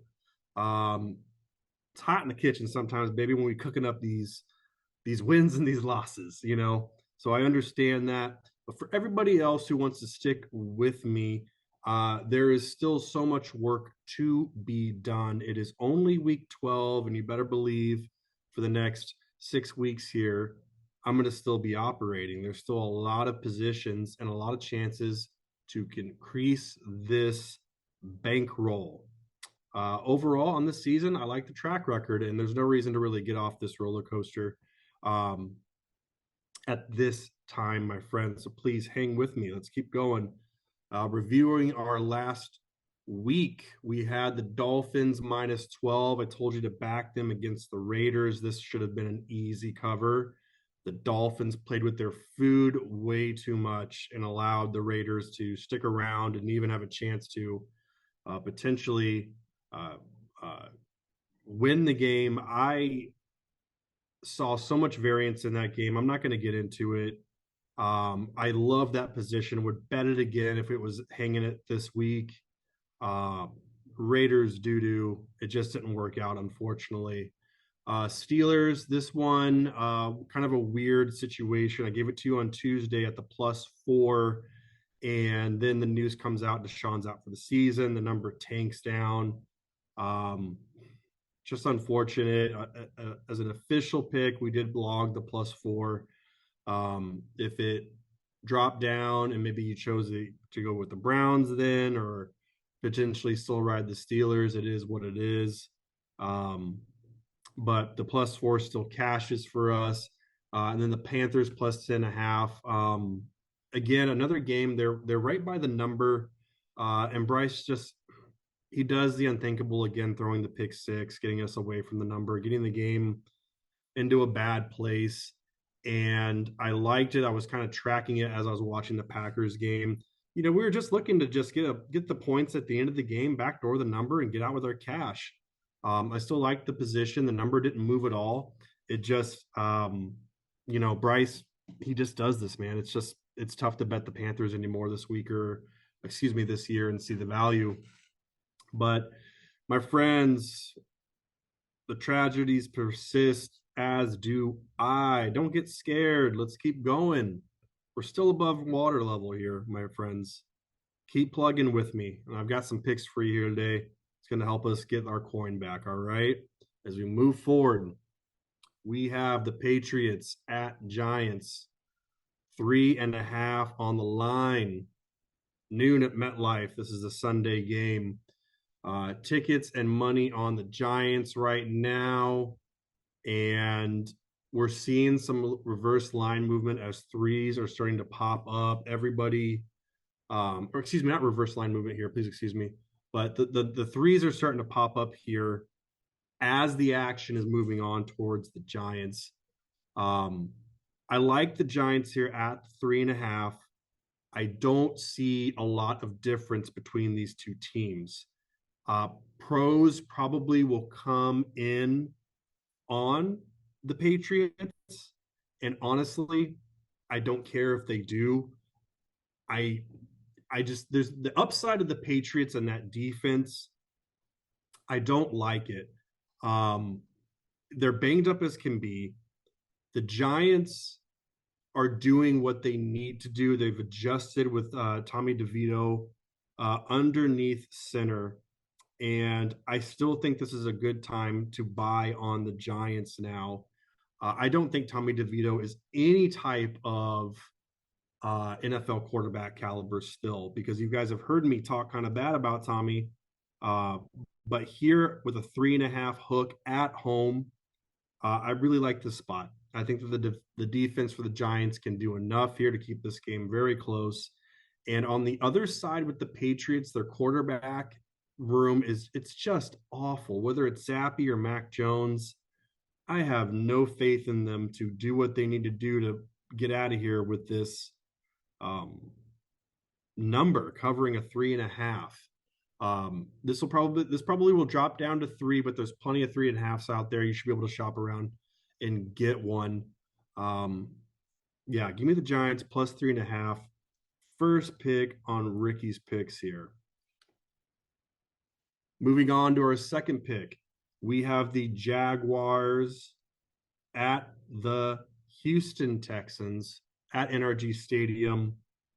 This line sitting 1.5 right now. And we've got ourselves a pros Joe's situation here. So this is a nice spot for me, Houston, a time to buy. They didn't cover the number last week there, as it finished right at 5. Depends on what you got. 4.5s or 6s were out there. But I don't think the public is really – I think they're going to have the small brain here, where they just saw the Jaguars blow out a Titans team that is so susceptible to the pass game. And on the other side, we saw the Texans push their bet. Not really – getting the job done. And I think a lot of the public money that I'm seeing right now going towards the Jaguars, while the money, the big tickets are heading towards the Houston Texans. I've talked about CJ Stroud before, and nothing has changed. He's at home. He's a dog. I think this is a good time to buy here on the Houston Texans. I love them in this position. Love what I'm seeing from CJ Stroud as he continues to make an MVP season as a rookie. I don't think this is a hyped up spot. I think a lot of what the market determines is based off of last week. I think this number honestly should be down more towards the pick here. So give me the Texans plus 1.5 at home. Back CJ Stroud here. Fade Trevor Lawrence and the Jaguars. And a third pick, Ricky's picks here. We have the Browns at the Broncos, Mile High. I believe this one is later in the afternoon. Please give me a moment. 3:05 on a Sunday. Another Sunday game here for you. Line at 2.5.